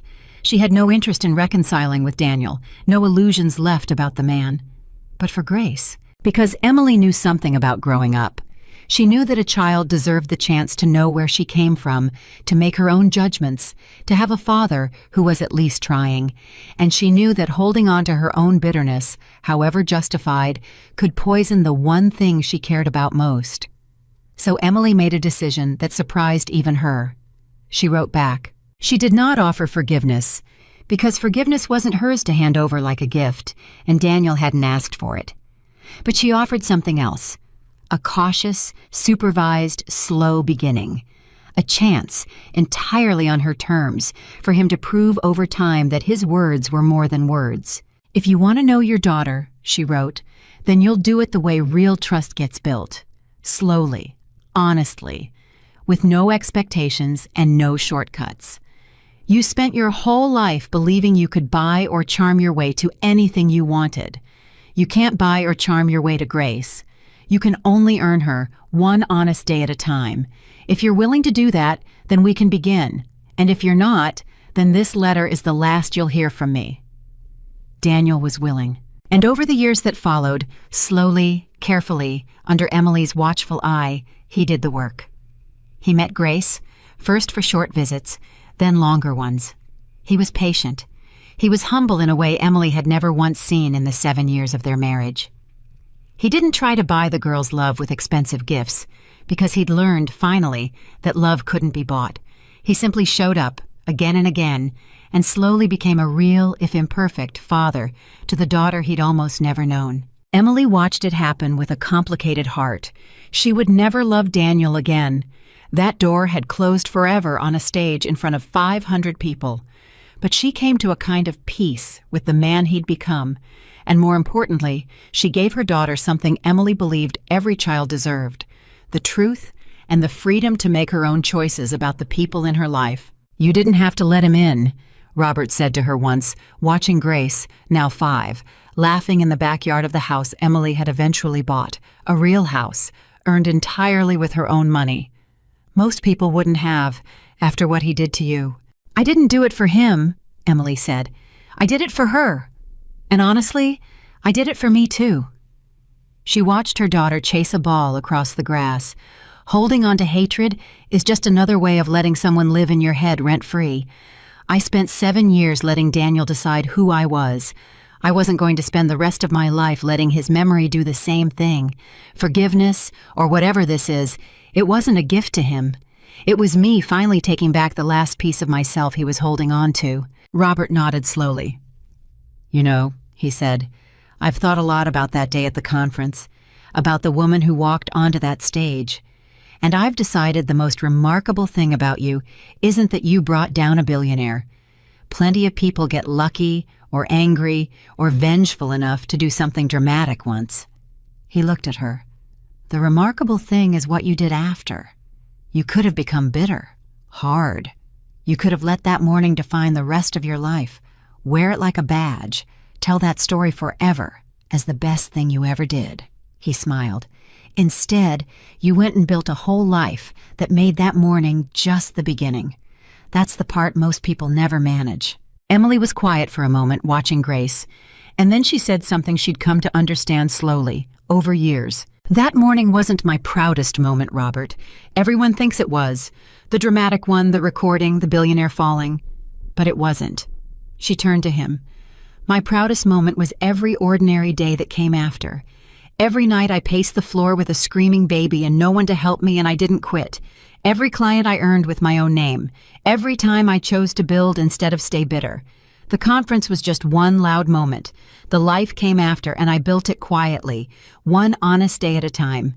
That's what I'm proud of. Grace came running up then, breathless, her cheeks flushed, and threw her arms around her mother's legs. Mama, watch me. Watch how high I can jump. I'm watching, baby, Emily said, scooping her up. I'm always watching. I never look away. And she meant it in every way there was to mean it. That evening, after Robert had gone and Grace was finally asleep, Emily sat alone on her back porch, the same way she'd once sat alone in a penthouse that had never felt like home, and a small apartment that finally had. But this was different. This house was hers. This life was hers. This name, Emily Carter, spoken with respect now in boardrooms across the city, was entirely, unshakably her own. She thought about the woman she'd been 6 years ago, driving across Manhattan with a pregnancy test wrapped in a silk handkerchief, so full of love and hope for a man who was, at that very moment, betraying her. She wished she could reach back through the years and tell that woman what she knew now, that the worst day of her life would turn out to be the beginning of the best of it, that the betrayal that shattered her would become the crack through which she finally found herself, that the strength she didn't know she had was waiting on the other side of the pain, and all she had to do was refuse, when the moment came, to stay silent. The truth was, Daniel had been right about one thing, all those years ago, when he'd told the world that he never could have built his empire without her. He couldn't have. She had been the mind behind so much of it, the strategist, the steady hand, the one who saw clearly. He'd just never understood that the same gifts that built his empire could build her own. He'd spent 7 years underestimating the woman across the breakfast table, and it had cost him everything. Because here was the lesson, the one Emily had learned the hardest way there was, and the one she would spend the rest of her life teaching her daughter. A man's wealth can vanish overnight. His empire can collapse in the space of a single morning in front of 500 people on a recording that circles the world. Everything he built, everything he thought made him untouchable, all of it can be taken away. But self-respect is different. Dignity is different. The knowledge of your own worth is different. Those things cannot be stolen, cannot be bought, cannot be lost in any market crash or courtroom or scandal. They can only be surrendered, and only by you, and only if you let them go. Emily Carter had almost let hers go. For 7 years, she'd handed pieces of herself to a man who never valued them, told herself it was love, told herself it was partnership, told herself that being needed was the same as being cherished. She'd nearly disappeared entirely, and then, on the worst day of her life, holding a small white test in a trembling hand, she'd made a different choice. She'd decided that her daughter would never watch her mother beg to be loved by someone who didn't respect her. She'd decided she would rather have nothing and her dignity than everything and her silence. That decision had cost her a marriage, a fortune, and the only life she'd known. And it had given her everything that actually mattered. Emily looked out into the quiet night, at the house she'd earned, at the life she'd built from the ashes of the one that had burned, and she felt no bitterness, no regret, no lingering grief, only a deep and settled peace, and beneath it, unshakable, the knowledge of exactly who she was. She was not the wife of a billionaire. She had never really been that, not in the way that mattered. She was Emily Carter, mother, founder, the woman who had told the truth when the truth cost everything, and who had discovered on the other side of that terrible morning that she was stronger than she had ever imagined, and worth more than anyone could ever take away. And that was the one thing in the end that no one had ever been able to steal from her, because the day she stopped waiting to be valued by someone else was the day she became truly, permanently, unbreakably free.